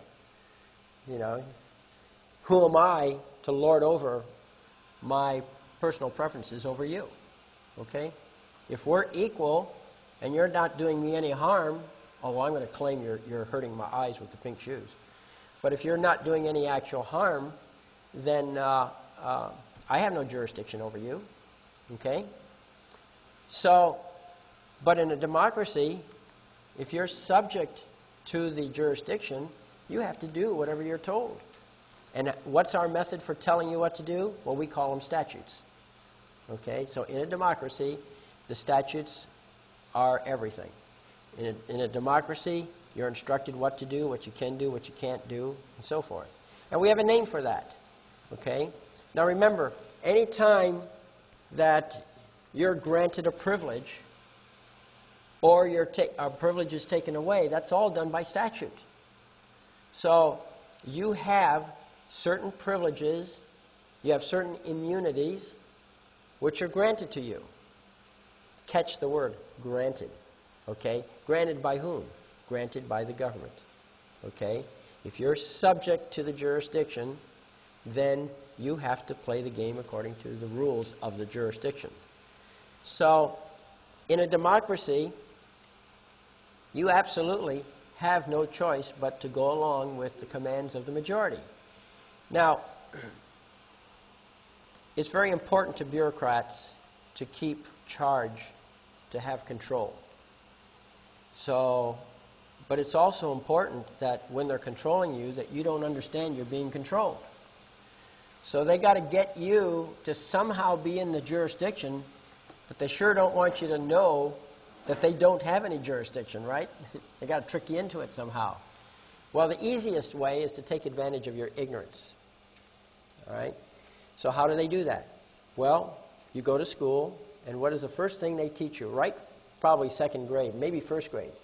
They teach you the Pledge of Allegiance. They teach you that you're a citizen, you got to be a good citizen, you have certain duties and so forth, right? And then they teach you what the benefits of citizenship are, you know, whatever they may be. They teach you a bunch of stuff. And as you progress through high school, you learn all these things. Well, if they were to tell you that these were privileges that were granted to you, and of course, since they're privileges, they could be taken away from you whenever convenient to the government. If they were to tell you that, I suspect if everybody really understood that, we'd have a revolution within 24 hours. So they don't tell you that, because governments have an allergy to revolutions. They don't want that kind of thing. So how do they get around it? Well, what they do is they give these privileges a name, a special name. And you've heard it thousands of times, I'm sure, listening to the radio, TV, and everything, and reading the papers. 2 words: civil rights. That's what these privileges are called. They should be called civil privileges. They're civil rights. Believe me, you don't want civil rights. That's the last thing you want. Well, you might use it if it works to your advantage, but I'm telling you, you don't want civil rights. What you want is natural rights. You want the ones you're born with, not the ones that are gifted to you. Okay? They teach you to say you're a citizen of the United States. Well, what happens if you're not a citizen of the United States? Well, then you must be one of the people of the United States, because you were born here, you belong here. Okay? Well, if you're not a citizen, you got to be a people. See, the people own the government, and the government owns the citizens. That's the pecking order. People are defined in the preamble. Citizens are defined in the 14th Amendment. Okay? You go back, you read that preamble. The preamble says, "We the people ordain and establish this Constitution for you guys over there." Well, isn't that the boss speaking? And you're not giving up anything. You created this outfit, but you're not giving up anything when you did so. You ordain it, you establish it. Nothing says that they can now take you over. So as long as you're one of the people. Now, what does it take to be one of the people? Education. That's what it takes. So the only thing that stands between you and being one of the people is education, the knowledge. A lot of that knowledge is on the CD. Okay? You can take advantage of it. That's a free CD. You don't owe me anything for it. Okay? I hope you make good use of it. Now, I told you all about a democracy. I suspect that if you really see what I told you, you don't want any part of a democracy. Okay? Because a democracy just means you got this group. Now, here's the legal definition of a democracy, right here. Democracy. Well, I got to make it big again, right? Let's make it big. There we go.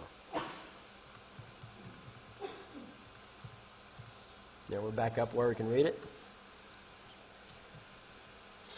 Okay. Democracy.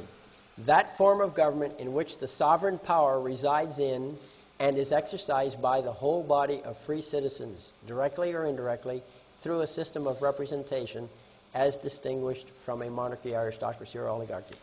All right, let's tear that apart a little bit. The sovereignty does not have sovereignty. I mean, the government does not have sovereignty. All the sovereignty is in the people. But which people? It's the whole body of people. individually, there's no sovereignty in a democracy. In a democracy, people get together as a group. They vote on something, just like they're doing in Iraq. Okay? They vote on it. If a majority agrees, then that becomes the rules. Okay? But the people as a group are taking the vote, and as a group, they're directing what will be. So that's your democracy. And then the whole body of citizens could decide that they're not going to trust government. The whole body of citizens could probably pass an initiative if they chose to, saying, well, the government's not going to handle this problem, we'll handle it ourselves. We're taking the... We could pass an initiative, for example, taking away the road repair, taking that away from the government and saying every citizen is responsible for the potholes in front of his house. And you just fix your own potholes in front of your house. And if everybody has that responsibility, potholes, I mean, there's a lot of us citizens, we could fix it, see? But, so that's what it's saying here, that it's exercised by the whole body of free citizens directly or indirectly. If it's directly, we the citizens do it ourselves. If it's indirect, well then we'll let the representatives deal with it, the legislature and the whole system there of government employees. So we handle it directly or indirectly. But it's the key thing that I want you to understand about democracy is that a democracy is the whole body acting together. Okay? Internally, inside this body, you have the individuals voting, but once that majority says whatever it is, then everybody takes the same side, which is now this is how things are going to be. And it's mandatory. Okay? That's the key thing. It's mandatory. Because individuals have no sovereignty in a democracy. So they're subject to whatever the majority vote is. Now contrast that to a republic. Now these are definitions straight out of Black's Law Dictionary. Not even a good edition, 5th edition, a lousy edition, but we got it out of there. Government, republican government, one in which the powers of sovereignty are vested in the people and are exercised by the people, either directly or through representatives chosen by the people, to whom those powers are specially delegated. And this is actually covered by a court case. Now, you've got to understand something. The word people can either be plural or it can be singular. The word people is not the plural of the word person. Okay? You have one person or many persons with an S. That's the proper usage of those two words, legally speaking, when we're speaking legal English. The word people is either singular. I am a people, you are a people. Of course, you never hear it, so it sounds a little awkward. But the fact is that it can be singular. You are a people. Or all of you together are people. Okay? So it's one or more. Now, and each of us is sovereign. And we know this by the preamble. When we created this entity called government, United States of America or California, when we created it, we created the entity, we gave up nothing, so we still have our sovereignty. Now, you can't tell me that my sovereignty does not exist. You see, if you try to say that the sovereignty of the people is only in the group, what are you doing? You're going back to a democracy. If I have personal sovereignty, then if somebody comes along and says, I must do something, well, where's my sovereignty there? I'm now subject to somebody else's dictates, right?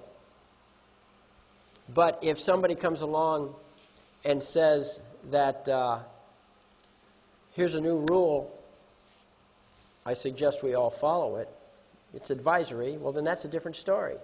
So we, as individual sovereigns, have no obligation to anyone else other than to not injure someone else and to not invade their sovereignty.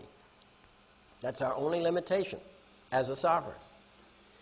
And so if somebody comes to me or I go to you and say that here's a rule that has come up, you're free in your sovereign capacity to pick and choose what you want to follow and what you don't want to follow. Now, if you choose not to follow it and somebody gets hurt because you didn't follow it, well, that's personal responsibility you're going to have to answer to. Why'd you injure that person? Why didn't you follow the rule? You know, it's a measure of responsibility. But it only operates if you injure somebody. So the theory is you could come to a stop sign or come to a red light, and hey, there's no traffic for miles around, it's all clear, why not go through? In a democracy, you better not go through. In a republic, you say, well, okay, the whole idea of a red light is to control traffic, to prevent collisions, right? Develop rights of way. Well, there's nobody to yield a right of way to. I might as well take it for myself and go on through the red light. I don't advise that, you know, for practical reasons. But the theory is that it's all advisory. There's no mandatory. If you're one of the people, you say, okay, I hired these guys called the legislature. They researched it out. They come up with some rules of the road that look pretty good to me. I mean, I do stop at the red light on general principles anyway. You know, it's custom and usage again. It's a modern custom and usage, but it is custom and usage. And we all customarily drive on the right side of the road instead of the left side. It has very good benefits. So I don't mind obeying those rules. But I'm doing it because I choose to. And I think it's a stupid thing to give somebody a ticket for parking on the left side of the road, parking the wrong way. You've heard of that, right? That happens. What's the big deal? If nobody was coming the other way, you go there, there's some convenience to yourself. What's the problem? I mean, they like to say, well, you're going into opposing traffic. Well, what do you think you do every time you make a left turn? You know, but they haven't outlawed left turns. They've only outlawed parking facing the wrong way. And they have a specific code which says that you can't park with your car on the opposite, facing the opposite direction, you know. So, but in a republic, you should be able to park the car there. Now, if somebody gets injured because you parked it that way, opposing traffic, well, then you have to be held responsible. Although I don't know how you could be held responsible in a deal like that. You know, I mean, what are you doing? It's passive. You're not doing anything. But still, there's the concept. So in a republic, the beautiful difference between a republic and a democracy is that a democracy is a dictatorship of a majority. A republic, you're free to pick and choose. Decide when you want to go with the system and when you don't. A republic leads to freedom. A democracy leads to a dictatorship. Okay? Remember what George Bush said? I have a mandate when he won the election. Right? If it's a democracy, he was right. If the determination was that he got the majority of votes, hey, he has a mandate. That means he's going to push people around. But if it's a republic, whatever he says and does, well, that's just a suggestion. Okay? By the way, nobody's asked me any questions. Usually I get interrupted. Yes, sir. Yeah, we got a microphone here. Why don't you come up here and talk to the mic? Well, we have a mic over here, too. Oh, okay, sure. Either way, you can come here or there. Doesn't matter. Be on camera. It doesn't matter to me. Where are you taking most Right of the there. stuff from? Where are you taking most of the stuff you're speaking from? Oh, okay. Yeah, it's a good question. Fair question. Well, you'll find on this disk that everything is supported by statutes, case law, and constitutional law. It's all there. And I'll just give you an example. Do you have a particular thing that you want to challenge that you say, well, okay, how do I know it's true? Well, the whole Constitution's been screwed up right now. I mean, we're living a patriot law. That's what I'm trying to figure out. Well, I believe the Patriot Act, if it were challenged in court and got to the Supreme Court, would be ruled unconstitutional in its entirety. But, you know, there's the practical side. The Congress does things, and they put it into action. And it's not subject to constitutional muster until somebody gets hurt by it. As a matter of fact, we have cases of where they'll take a statute and pass it twice under 2 Section 1. And you get one ruled unconstitutional, and then they shift over to enforcing the other one because nobody ruled it unconstitutional. Now remember this. There's 2 things that we have to kind of keep in mind. One of them is the theory of law, and the other is the practical application. So there's a lot of things that are theoretically true, but in actual practice you get bumps on your head, you know. And it's like one policeman said, think he was a police chief in New York. He says there's more law on the end of a nightstick than anywhere else. That's true.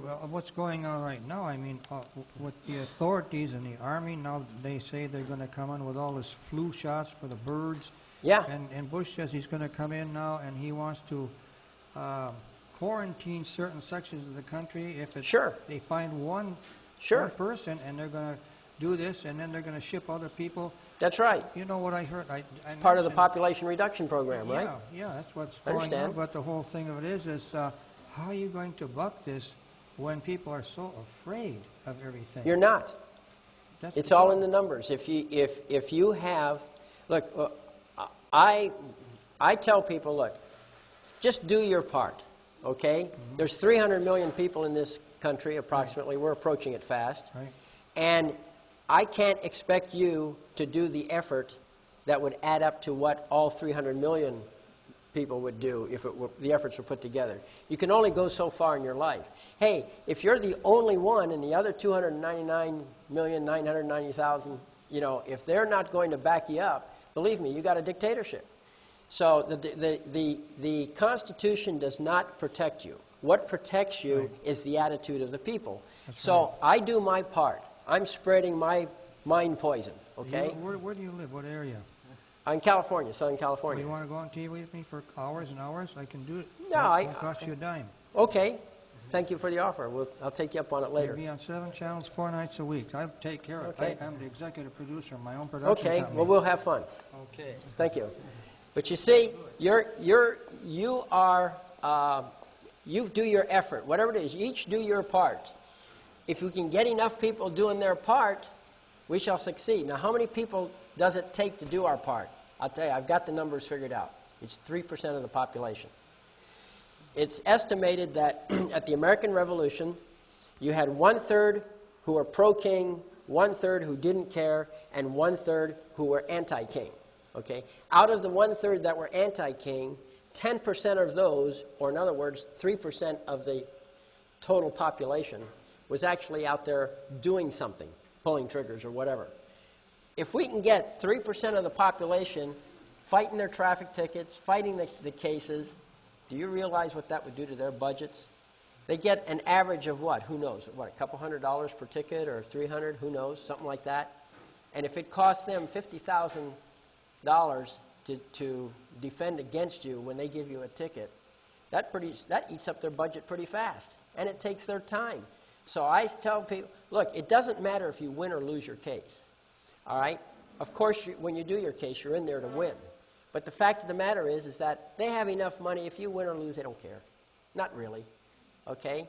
So what's the point? Well, the point is do your part, hope someone else is doing their part, and the numbers are growing. More and more people are showing an interest in, they see the problems happening with the government, and more people are becoming aware. And there's that other group of people who are perpetually asleep. So forget those. I mean, 25% of the people, I think or 30%, were absolutely pro-king. Okay? Nixon, when he had a tough time, there was 25% who worshipped him. No matter what you said. You couldn't say anything wrong about it. So you always have that problem. But if you can get 3% of the population, believe me, you'll see the system change, and it'll be peaceful, too, because they'll be feeling the pressure. Wow. Okay, I have a really practical question. Let's say you get a traffic ticket. You're arraigned in court on a statutory case. Yeah. What do you plead? How do you do it? Give us the practical ways That's to right. proceed. Well, first of all, you don't let it get that far. Okay? There's a little saying here, which I'm going to put up for you. I think it's under the foundation, is it? No, it's not there. I'm not sure I'll be able to find it. But basically, I don't see it handy here. But anyway, there was this fellow by the name of Thomas Jefferson. And what Thomas Jefferson said, not in these words, but this is what he said. He said, liberty and ignorance cannot coexist. So you can't battle these things without knowledge. You must educate yourself, and you got to have good knowledge. Got to do it. Liberty and education cannot, or freedom, Liberty and ignorance cannot coexist. You have to educate yourself. So you do. And when they attack you, you should know who and what you are. You should know you're sovereign. You should feel you're sovereign. You can't just have an intellect. You've got to be in your gut. Because if you don't really appreciate what sovereignty means, you won't do the right things. But if you do appreciate it, you'll know when to react. I mean, I'll give you an example of what I'm talking about. Let's say you're sitting at home. You're watching TV, minding your own business, right? A total stranger, somebody you've never seen before in your life, comes into your house, starts making demands on you. What's your first reaction? Absolutely, defense, right? Get him out. You'll immediately, what are you doing here? Get out of here, you know? And you'll use whatever's force necessary to get him out, right? He has no business just walking in, not even knocking. Well, see, you didn't have to stop and think twice about that. You had it in your gut. It is part of you. You know where your territorial jurisdiction is. Your home is your castle, and nobody can come in without knocking first and getting your permission. You know that. I don't have to teach it to you. Well, when you're in your sovereign capacity and you have a real perspective on where the law is, what's law, what's statute, and where they meet, where the border is between them, and you know when they cross it, you know when to react. The problem is you don't have that now. It took me a long time to get it. It took 5 years after I knew the concept to really internalize it. Okay? It's not an easy thing. We're so well trained in our slave mentality that sovereignty is really a concept that's tough to pick up on. I mean, intellectually, sure, we can see, okay, yeah, the rule says we do not yield our sovereignty. But what happens when a judge says, you got to do so-and-so? Well, my reaction is, what? You're telling me? Only I don't say that in the courtroom. I have a different way of saying in the courtroom. I mean, this is what I'm thinking. What? You're telling me what to do? You're a judge? Okay? That's my internal reaction. Externally, what I say is, Your Honor, I object. And Your Honor says, why do you object? And I say, well, Your Honor, that's not my wish. And the judge says, well, if that's the best you can do, you're overruled. I say, well, Your Honor, that is my wish, okay, for the record. He says, all right, duly noted, and we move on. I never have a court hearing last more than 5 minutes. I do not talk things. The court is no place for conversation. The conversation that I gave you is all you should ever say in court. Well, there's another thing you could say. When they ask you something, you say, Your Honor, it's all in my paperwork. I have nothing to add. See, the minute you add something, you've created what's called a novation. You've modified your contract. See, you've modified your paperwork, and you've opened the way for discretion to be used. But when you say, I have nothing to say, it's all in the paperwork, it's all explained, the answer to your question is in the paperwork, you force them to read the paperwork, and it's in writing, and nobody can say you said anything different. That's how you keep that under control. But anyway, what happens is when I leave the courtroom, I go and I type up my order, and I serve them with it. I file it in, I serve it, and there they have all the information they need. It has all the information showing them why they're number 2 and I'm number 1. It has all the, it explains exactly what I want in writing. I don't like to talk. Talk words to the wind. They come and they float away. And who knows what you said. And just because you have a court reporter, you all know those can be modified. So I don't believe well, I believe in court reporters. We get a lot of good information because once they certify it, that is the record, okay? And so once they certify it, they're on the hook. And you can always get good stuff. Even after they edit it, you can get good stuff out of it. So I used to worry about them modifying transcripts. I don't anymore because they just cook themselves. You know, there's always something there. So with a court, well, like I said, I let them know that's my wish. Because you see, I want you to understand something very, very important. This is extremely important. All this stuff I've been talking about all night long, you cannot do if you're a defendant. You must be the plaintiff. You must be the counter plaintiff. If you started off as a defendant, you sue make yourself the plaintiff, and then you can start doing this stuff. Because it's the plaintiff that has his own court. You open your own court. You're in your sovereign capacity, and you've got to take that. And the only way you can stop the other court is by challenging jurisdiction. So the number one point in your counter lawsuit is going to be a challenge to the jurisdiction. Now they have to prove their jurisdiction. They can't just assume it. I was in court one time, and I said, this was a simple case. I didn't go through all the paperwork, but I was verbal. I said to the judge, I said, well, what's your jurisdiction? And he was surprised. He says, my jurisdiction? My robe's my jurisdiction. Real good, strong legal reason, right? So anyway, that's what you run into with these guys. But when you put your paperwork in, you want it to be thorough, explanatory, says why that you're number one. And you take their jurisdiction away from them. And you do it with your counterclaim, and in that counterclaim, the challenge to the jurisdiction. Their process must stop until they prove their jurisdiction, because if they don't prove their jurisdiction, they're proceeding without jurisdiction. That's why they have to stop. Now, as a practical matter, see, that's a theory. Now, as a practical matter, they roll on. So you've got to remember this, that you're going to win your fights in the appellate court, not in the trial court. Okay? You still have that kind of a problem. Sometimes you run into judges who are very respectful. I mean, you give them good paper, they're going to give you good response. Anyway, I guess, did I answer that last question thoroughly enough? Next question. Hi, Bill. Hi. I have a question on, is there such a thing as federal common law?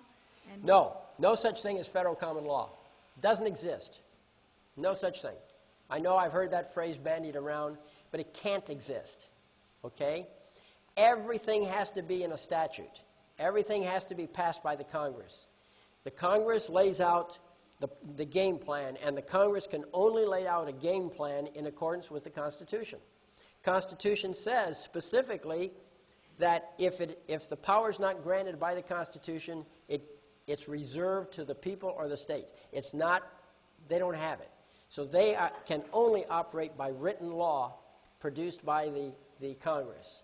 And of course, there's a little bit of flexibility there because, you know, they can write a law in such a way that there is some discretion, but they can't go outside certain limits.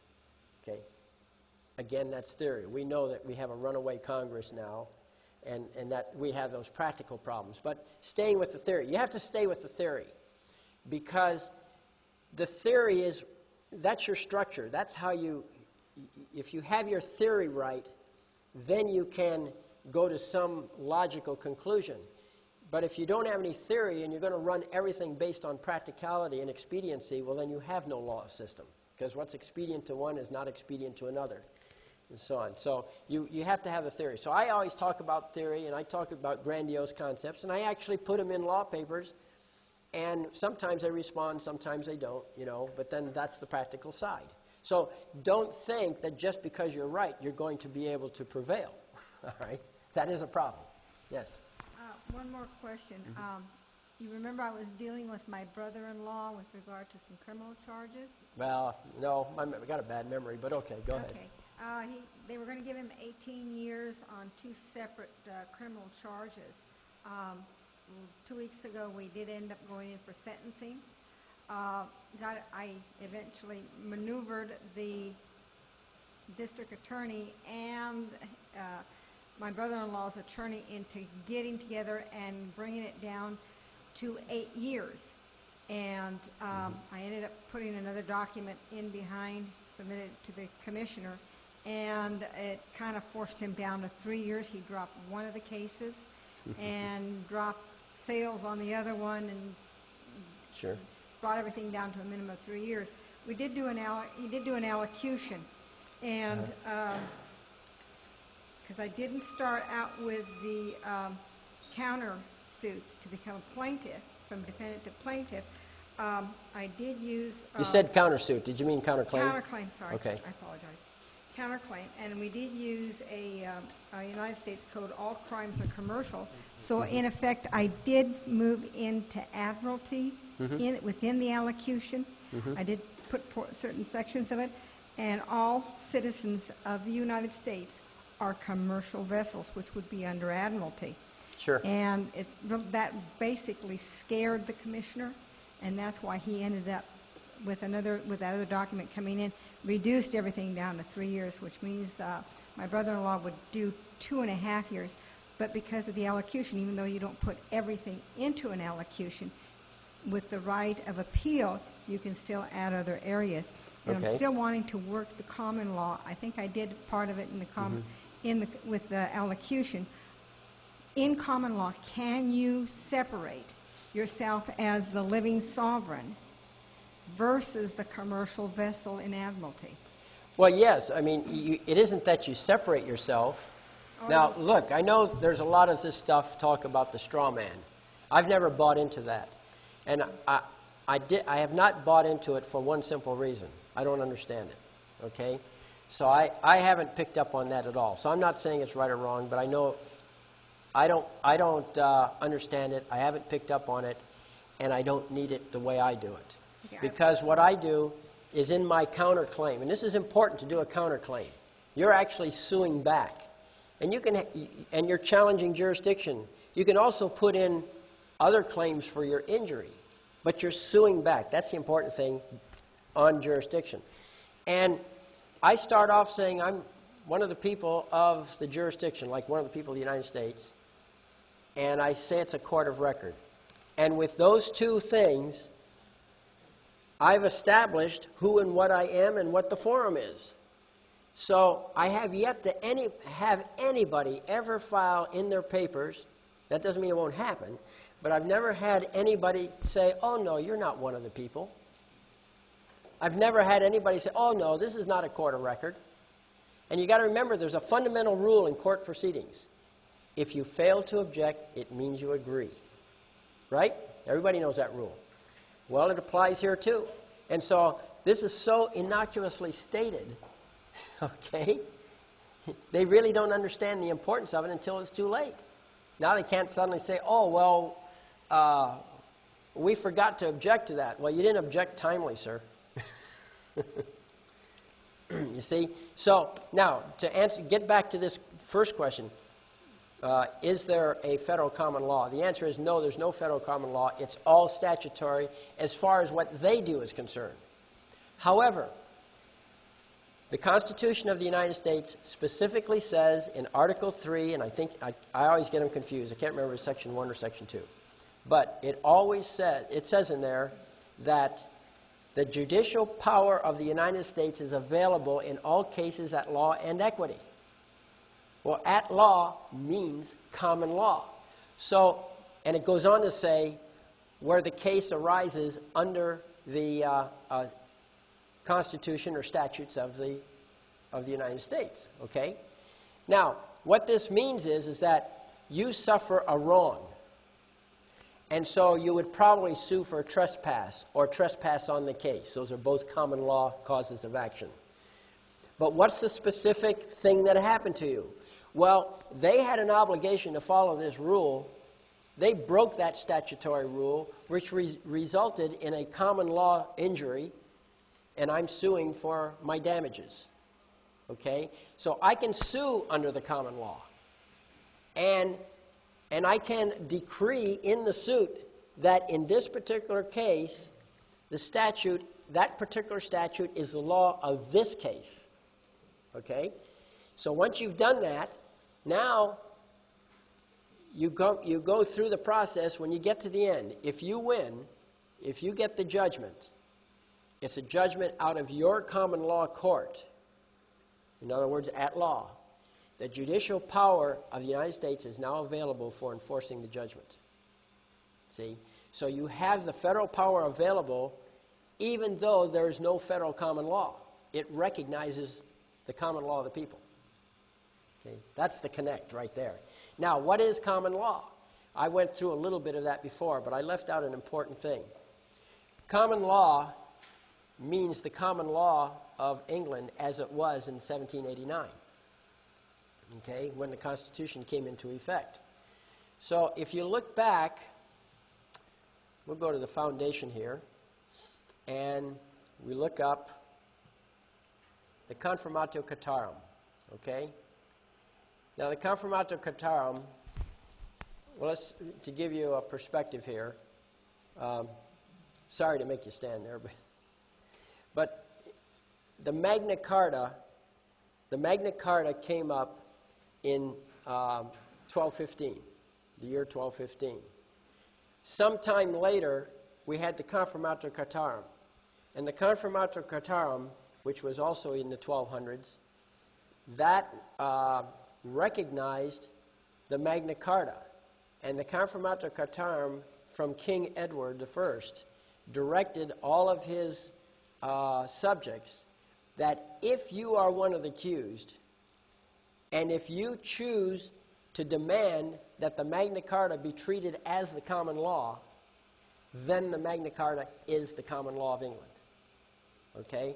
Now, if you don't demand it, they cannot force the Magna Carta on you to accept it as common law. So it's totally under your control as to whether or not the Magna Carta is common law.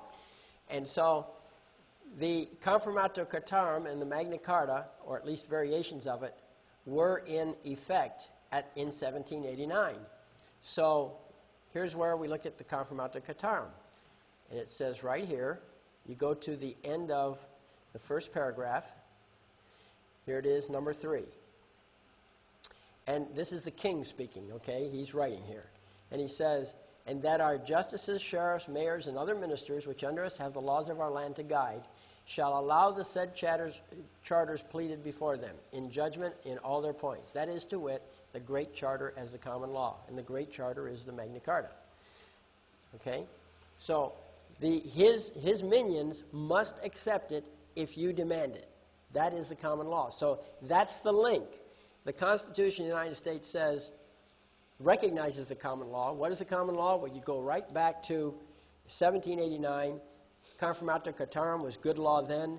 That makes the link between that and the Magna Carta, and you can say, hey, the Magna Carta is common law. The Magna Carta is pretty good. One of the things is, you look in the Magna Carta, and it specifically says that a free man, that the king cannot issue a precipice so as to cause a free man to lose his court. And that's what I've been talking about all evening, is my court. Okay? Your court. So, can't issue a precipice. A precipice is an order to show cause. Okay? It's an order to show cause issued against property. And by the way, your rights are considered property. Okay? So, that's the link. That's what the common law is. Now, if they don't challenge it, you don't have to bring it up. By the way, that brings up another point. Abraham Lincoln, he was a lawyer. And he said, if you don't want to argue a point, don't bring it up. Okay? We tend to overwrite our papers. I know I do. I have to go back and edit them. But we tend to overwrite. So don't go into all this.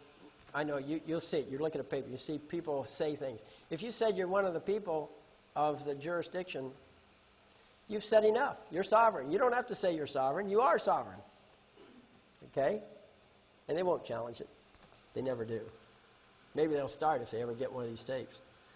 Okay, yeah. Thank you for your patience. When you challenge this lawsuit to become the plaintiff, and you're, you know, the first thing you do is you challenge the jurisdiction. Can you sort of end at that? Can you just start with that, or do you have to like answer all the complaints that were in the original document? Well, as a strategy, you never point for point answer their accusations. Okay? That's a bad strategy. Why? Because they've defined it for you. See?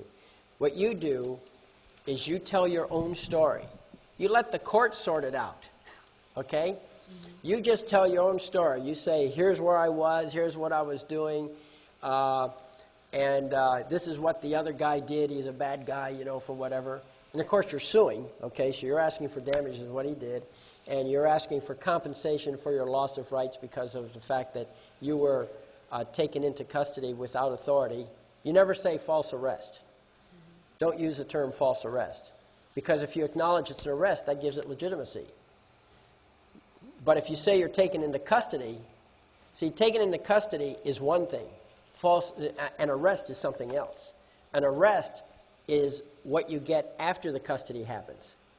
Okay? I mean, they occur at the same moment in time, but the actual action of taking your body into custody, that's neutral. It could be right or wrong. But once it's an arrest, that means, or the word arrest implies a certain definition of legitimacy. And if you say false arrest, well, we sort of understand it, but you got to remember, courts don't think that way. So you want to be at the get-go. You want to use the right words. And one of the things we did, like in one case, we said that this person had been taken into custody, and she was taken into custody and carried away against her will. Okay? And then, in the beginning, we said that we put the plaintiff's name, and then he said in parentheses, hereinafter plaintiff, and with one of the people of California, and in this court of record complains of, and then we listed all the defendants, and we had a whole bunch of defendants. We had like 4 judges and half dozen prosecutors, and we sued the public defenders too, because they were there uninvited. They were helping to carry the system through. And we said all that, and then we said hereinafter, and we gave it a name, and we called them kidnappers. Now, you understand, we didn't say they were kidnappers. We just said that's their other name by which we're going to refer to them. And throughout the paper, we always call them kidnappers. Okay? In your papers, you want to give facts but not conclusions. If you do give a conclusion, make sure it's a conclusion that the reader obviously arrives at anyway. And so that's a basic technique. But you can label them any way you want. So, hey, it's good writing to say these kidnappers did this, that, or the other. Have you been involved in vacating any judgments that resulted as being, because, I mean, they didn't have the jurisdiction in the first place? Yeah, we just issued a direct order called a writ of error. Ah, okay. Yeah, take it out. Thank you. You're welcome. Any other questions? Yes, sir. Not so much a question, but Bill, I'd like to thank you for making us all think a little bit. I've fallen into the... You're welcome. Thank you. Well, I hope you make use of those CDs because, and then there's the website. The website is always being updated. So, you know, but it's nice to have it on your CD. This CD, let me tell you a little bit about, may I? Do I have time to tell? You want to put up with me a little bit? Let me just say one thing. Uh-huh. After you made your comment about the sovereign citizen, I've gotten lazy the last couple of years. Mm-hmm. When the subject comes up, I just say I'm a card-carrying sovereign citizen. After you made that statement, I got to thinking, I looked, sovereign person. Well, that's same thing. It's like sovereign citizen, right? I thought maybe yeah. that would solve the problem. No. A person is somebody who is defined by law. Okay. Whereas people... So I should change this. Yeah. The people create the law. And then after that, persons and citizens, there's certain words that all mean the same thing. Now, the word person has to be taken in context. The word citizen has to be taken in context too. That's the problem with it. People is not in context. People is very plain. All I do, the reason I use the word people is because that's the word that's used in the preamble. Sure, there's other things you could say, but again, I want to minimize argument. I'd rather win than fight. So I don't have to explain it when I say people. I just say, well, I'm one of the people as contemplated by the preamble. Okay? That's all. I'm a people. I don't have to explain it. Just like I don't have to explain the Constitution. Okay, that word is self-defining. How should this be worded? Well, I would say that you just say that, well, first of all, you could do that, okay? You could say that you're one of the people of California. That should be good enough. You don't even have to use the word sovereignty because it's already in the statutes. It's already there. Let me show you something that you have on this disk. Okay? Here, we've got to bring it back down to size again. Okay? We have reference law books on here. There's quite a few reference law books. You have 300 megabytes of information here. It's almost 400. Okay? We have the California 1849, the California 1879. We have the entire California Code on here. You also have the internet link to the California Code if you happen to be on the internet. We've got the Constitution for the United States of America. Okay?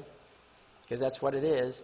And then we have a 2,700-page book on here called The Constitution of the United States of America, Analysis and Interpretation. That's a great book because, guess what? It tells the truth. Believe it or not. It tells the truth.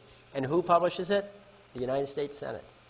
A free copy is given to every senator, every congressman, and in the executive branch, a free copy is given to the Vice President of the United States. The President doesn't get one. Anybody know why? Very simple. The Vice President is the President of the Senate. So he's part of that organization. He's the tiebreaker. You got 100 people in there voting. If it's 50 to 50, he'll break the tie. And it has happened. So the Constitution of the United States of America, Analysis and Interpretation. And I got a link to the current one if you want. Okay, we have all of Title 4, Title 18, Title 26, and Title 28 of the United States Code. If that's not enough, we got an internet link to the United States Code. Got the Northwest Ordinance. That's the one that says that all the highways leading to the Mississippi are free. I don't know if anybody's argued that one, but I suspect all toll roads are illegal. They're illegal if the government has its hand in it. That's just a suspicion. I haven't really checked that out. We have the Anti-Government Movement Guidebook. That title tends to give you the wrong impression. This is a book written by judges and judge-hired consultants trying to figure out what you and I are all about. This is their guidebook to figure out what the anti-government movement is about, and we're not anti-government. That's one point that they miss. At least I'm not. I'm pro-government. See, my theory is this. I own the outfit. And I share that ownership with you. We're each tenants in common. So we're each 100% responsible for it. That's what tenants in common are. And so we have this ownership. I'm not here to buck the system I created. I'm here to make it work. And if there's something that's not working, I want to change it. But there are certain people that, through my organization, I've hired. And they abuse the authority that you and I have granted to them. And that's what I'm against. I want them to obey the law. You'll notice that the motto at the top, okay, through the courts, encouraging the government to obey the law. See, I'm not here to fight. I'm here to win. And I want everybody to win, and I want the government to win too, but honorably, not some of the garbage that we see going on. It's very important that we be informed and have a clear view of our own mission. That's why I'm so friendly toward these people. Hey, if somebody's doing their job, wonderful. And I'm not against the vehicle code. Although I think it's a fraud upon most of the citizens when we say that driving is a privilege and not a right. Okay? Driving, the word driving is a commercial word. We, the people, granted authority to the government to regulate commerce. Great. Now stay out of my hair if I'm an individual, not in commerce. Everybody, I think, understands that driving is the whole driver's license thing is a commercial thing. Okay? And if you look under the Title 18 of the United States Code, Section 31, it says right there, a motor vehicle is a contrivance that's self-propelled that's used in commerce. And then it further defines used in commerce, meaning carrying passengers or cargo for hire. That's all a motor vehicle is. So I do have a license to drive a motor vehicle. However, if I'm not engaged in commerce and I get a traffic ticket while I'm minding my own business, just traveling, where's the jurisdiction? Even if I have that little piece of paper, they have no jurisdiction. And remember, you can be a sovereign for some purposes and not sovereign for other purposes. You can enter contracts. It's okay. I've got contracts with the government. Okay? I have a Social Security number. I do have a driver's license, although it's signed without prejudice. But even if I didn't sign it without prejudice, it's only commercial. It has nothing to do with travel, right? So if an issue does come up, I'm prepared to do a battle. Okay? So you don't have to be. Let me show you the controlling case on that. That's okay. What you do is you do what you did, exactly what you did, and they reject it. Say, they're not going to let you do that. We're not going to do business with you. Well, then what you do is you have a couple witnesses with you, okay? They saw what went on. After that's all over, you have them make up affidavits that they saw this. Then you write a letter to the Department of Motor Vehicles, and you tell them what happened. And by the way, this letter is also an affidavit, okay? Statement of truth. All affidavits are affidavits of truth. You don't have to say they're affidavits of truth. They automatically are. So you have an affidavit saying exactly, you approach the clerk, you put the clerk's name in if you got it or whatever, and then you let the clerk know, you let the DMV know after you've received your driver's license that it was your intent all along to do this without prejudice. And you just let it sit. They'll probably throw it away. But you have your certified copy or registered mail or something to prove that it was sent to them. Somebody served it for you. You don't mail it yourself. You know how to do service. You pretend it's a legal paper and you have somebody serve it because they are your witness that it got delivered, see? You cannot be your own witness when it comes to service. Yes? I have a problem with the photograph. They keep asking me to come back and take a photograph. Sure. 8 times. Okay. Why? Can you repeat that? I don't know. We didn't pick it up. He says that you had to come back 8 times to have your photograph taken, and you want to know why. I haven't a clue. They like you. You've got a great face, and they just, you know. My California ID, I don't have my driver's license. Look, a photo session, It's been going on since April. well, every photo session, I know you take hundreds of pictures before you get the one you like, so maybe that's what they're doing. You got a photo session going. But, you know, seriously, whatever the reason is, you know, at some point you're going to get tired of that crap. You're going to let them know, and they're causing you an injury for whatever reason. You have to define what that injury is. But, you know, if they're, because of their screwing around, instead of following their own system, they're abusing their authority, and now they're causing you certain real losses because you're conforming to their demands. See? But anyway, go back to this without prejudice. You send this story to them, and it sinks in. Now it just sits there. It's a bombshell. That's basically what it is. Because someday, well, a little bit more here. Under the law notes, we have a procedure. And it's called notice and demand. Okay? You go to the notice and demand, and in the notice and demand, we have a checklist of 8 items. Okay? And when you send them that letter, you use this as your checklist to write to this letter. But in this case, you're not making a demand, even though this is called a notice and demand. In this case, you're just informing them. And you inform them what your intent is without prejudice. Now what happens is they don't reply. In all likelihood, they're not going to reply because all they want is collect your money and have you have the driver's license. See? That's the game they're playing. But then one day, you have to show up in court on these issues. And you say, Your Honor, I have no contract with the state. You don't? What's your proof? Well, here's a letter I sent them, and here you can have a copy of it for the court. And it says right here that this is my position, and I gave them 30 or 60 days to respond, or 90 days, whatever, you know, and they never responded. So I proceeded as if they agreed, since they failed to object. And I let them know what my intent was, and they understood it. It was without prejudice. So, you see, even though they refused to let you sign without prejudice, your intent is there because part of your story is that you let them know right from the get-go. You see, the UCC does not allow them to refuse. Not really.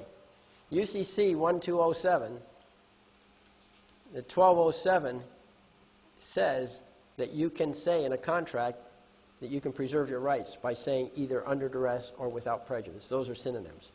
And it also says, or words to that effect. But don't do words to that effect because then you have to argue over the meaning of the words. Okay? Whereas here, without prejudice and under duress, those are already defined statutorily. So you just say, look, I let them know right from the get-go is without prejudice, and the clerk apparently didn't understand what the UCC was, and I couldn't convince her, so I proceeded, but I immediately notified the powers that be up in Sacramento that this is my intent, and they never answered. And I gave them fair time to, so they, in my position, is recognized by them. I mean, they had notice, and they failed to object. So therefore, it's true, because I told them it was true. See, right here, you look at number 6. I think it is. No, number 7.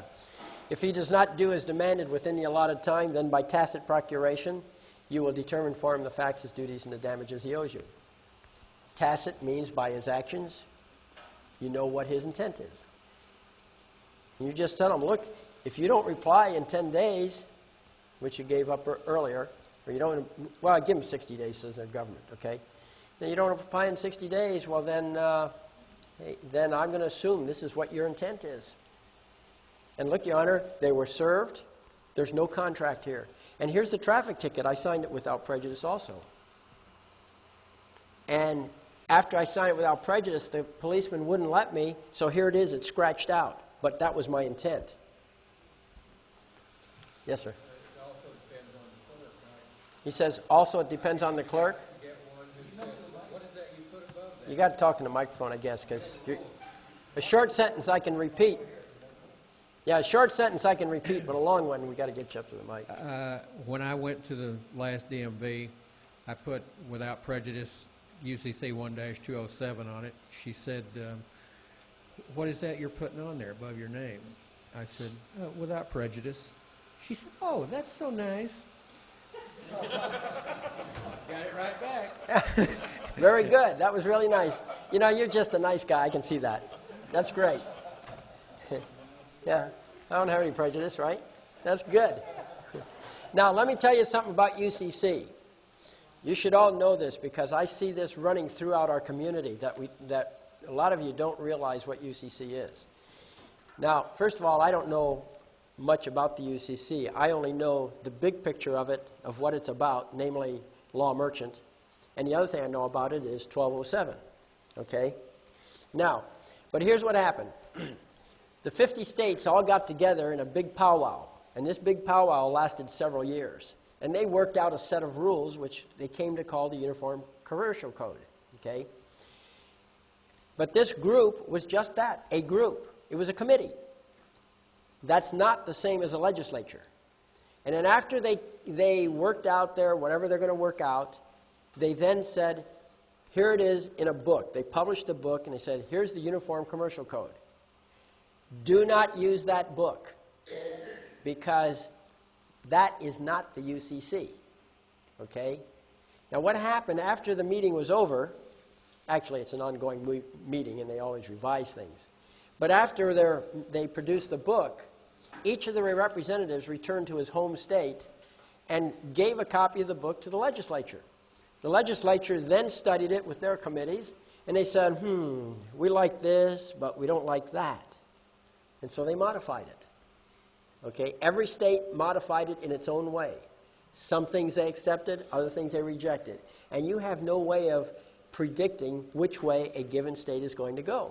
Now, when they publish the books for general purposes, you know, for the general public, they have tables in there showing right near the front of the book, or maybe it's the back now, but they put in there which of the UCC got accepted and which got rejected or which was modified. Okay, there's tables in there. You have to look them up. But it's handy to know what to look for, at least, because it's documented in a lot of different ways, indexes and this type of thing. But in California, the UCC is known as generally as the Commercial Code. And the original Commercial Code got replaced by the UCC, and the state of California legislature modified it. So you referred to 1-207, but in California it's known as 1207. They dropped the dash out. Okay? Other states changed the dash to a period. And I don't know, there's other variations. So you have to, whatever state you're in, you have to look and see what your particular legislature adopted and what they rejected. But in California, it's called the Commercial Code. If you're citing it, you cite it as the Uniform Commercial Code. And when you're in a California case, you're writing California court papers, when you refer to it as the Uniform Commercial Code, that is the Commercial Code of California. It's legal to say Uniform Commercial Code, and it's understood to mean, it's not just understood, it's legislated that this is what it means. It means the California Commercial Code. Here is, as a matter of fact, we can go to the reference law books. We'll go to the California Code, okay? And then here is the Commercial Code, the UCC, okay? And then we go to the very first text, section 1101, I think. Yeah. Yeah, the entire California Code, not just the Commercial Code, everything. The whole thing's in here. It's not necessarily up to date, but it's good for a guide because on this disc there's a link to the California reference and you can get the latest there. Okay, and it says here, this code shall be known and may be cited as Uniform Commercial Code. But see at the top it says California Codes, Commercial Code. Okay? Make it bigger, I guess.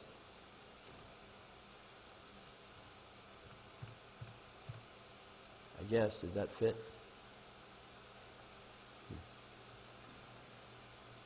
No, it doesn't quite fit. But anyway, there it is. Okay, so right at the top it says California Codes, Commercial Code. That's how they, that's the short form, but the long form, you call it the Uniform Commercial Code. And there is a 1207. If we go to 1207,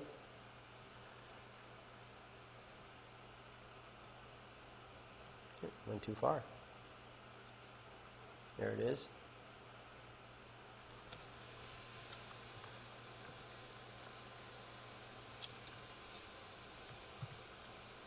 Okay, section 1207.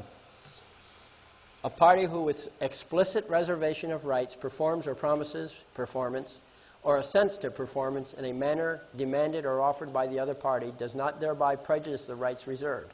Such words as without prejudice, under protest, or the like are sufficient.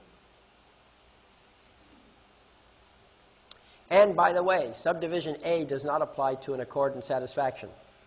That's another little thing you should be aware of. If you got a case going and they say, all right, we're going to plea bargain, and you settle for that, that would be an accord and satisfaction. So saying, I'll go without prejudice into a plea bargain and settle that way cancels out that concept of without prejudice. Okay? Now, having said that, what if you're in a position where you have no choice?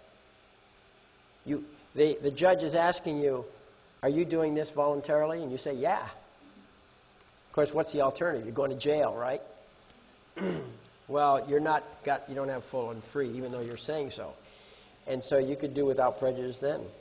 Or maybe the record shows that, like we have this one case where the judge said to the person, to the defendant at that time, and later she became the counterclaimant, but the judge said, you're under my jurisdiction whether you like it or not. And in another case, another judge in the same case said, after she objected several times, he said to her, there's no point in you objecting anymore. It's not going to do you any good. So those are clear statements of prejudice, so we're going to have fun with that. The case is not over. She did a plea bargain, but it was after we had him surrounded. Okay, well, anyway, anything? Yes, sir. That brought up a question. I was not aware that the Uniform Commercial Code was not put together by the U.S. Congress. Right. Could you shed a little light, a few facts on who these persons or bodies were and in what year or years that this happened? And well, first of all, I can't answer that question directly. I mean, if you look in the big book that they publish, it tells you when they had their meetings and what years and that type of thing. You can get that information there. But clearly there was some central sponsorship here, and most likely officially came through the Bar Association. That would be my guess, and that is a guess, okay? But or the Congress could have passed, could have funded the meeting and said, we will pay the expenses of everybody showing up so we get this done. But that doesn't make it law. That's just a committee output. But I'm wondering if they have claimed any basis for having the authority to put this together on any level. If they weren't elected members of any state or representatives of the federal government or anything, you know, where did they claim to have the right to do what they did? Well, first of all, let me start it backwards. First of all, what they did, the work output of that committee, has no authority. Right then and there, it's nothing, okay? It still had to be carried back to the states, and the states individually pass it into law or into codes. Secondly, who funded them? I don't know, but it's very conceivable that Congress could have funded it. Congress funds lots of things. They have grants all the time. So they do grants. They give grants to organizations to accomplish one purpose or another. So who all was involved, I don't know, but that was probably the mechanism. There's probably federal funding. There's probably state funding, too. You know, it was a pretty well-organized thing, and there's a lot of good stuff in the Uniform Commercial Code once you really understand it. So bottom line is, I can't answer your question in detail. I just know that it's not unusual for the government to do grants. I suspect that if you really push the point, grants themselves are unconstitutional. I think if you know the story about the Sockdolager, you ever heard that story? Okay. And that was a pretty clear statement, I thought, about the government not having authority to engage in welfare and such. But they're doing a lot of unconstitutional things. We just can't be everywhere to challenge everything. Okay. Is that it? Well, okay, folks. I hope you get some good value out of that disc. Thank you.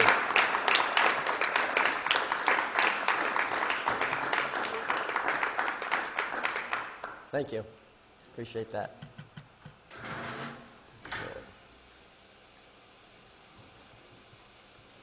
Sorry to bring it in late. Was there one? Did you have any? Here you go. And, Yep. Do you know if it'll work on Mac? In a Mac, it'll mostly work in a Mac. Okay. If you have a problem with it in the Mac, go into the actual folders and see what the capitalization is like. Sometimes there's a mismatch between the web page that's calling for it and what the file really is, and the Mac seems to be case sensitive. Okay. And I've tried to fix those things, but that is the one failing. Other than that, it should work because it uses the regular browser. Okay. I might be able to get it onto something. Yeah, all of this it has they're either PDF files, RTF files, Yeah. or so. Great. Yeah. Great talk. Did I understand that when you said about the 1207 on your driver's license, then they give you a ticket and you sign the ticket without prejudice? Right. And You're then, saying you're not entering into that contract of your own free will. yeah, you're reserving your rights. So now when you go to the arraignment or whatever they call it, now you appear for the ticket. Yeah. What happens? Well, you can argue that there's no jurisdiction. See, the minute you make your plea, you've granted jurisdiction. Right. So if you don't plead guilty or not guilty. No, you're challenging jurisdiction. But you see, you should do a counterclaim. You should sue back. Okay. Okay? As long as you are the defendant, you're in their jurisdiction. So, and But even there's no jurisdiction. even when you're not in their jurisdiction, you're in their jurisdiction. Just because you show up, you're in your jurisdiction. Yes, Because you you simply could show up. Well, see, one of the procedures you can go through is called a special appearance. Yeah. Well, but who makes the decision as to whether or not they have jurisdiction in a special appearance? They do. Of course. So they really have jurisdiction, see? And so you have to do a counterclaim, set up your own court, and now you're bringing them as defendants, counter-defendants, into your jurisdiction. And you're saying, what business do you have violating my space? So just by showing up in the arraignment, you're still winding up going through their ball game. Yeah. Yeah, that's the way I look at it. Well, no, that is what it is. You're in their jurisdiction. Even though I signed without prejudice, here I am. Yeah. And I don't go and I just say I stand. Yeah, but by the time you show up, you should have had a counterclaim in there. Yeah. And all I asked for was a verified complaint. And they didn't even provide that. No. So, yeah. Yes, ma'am. Thank you so much for coming to the Granada Forum tonight. And let's give one more round of applause to Mr. Bill Thornton.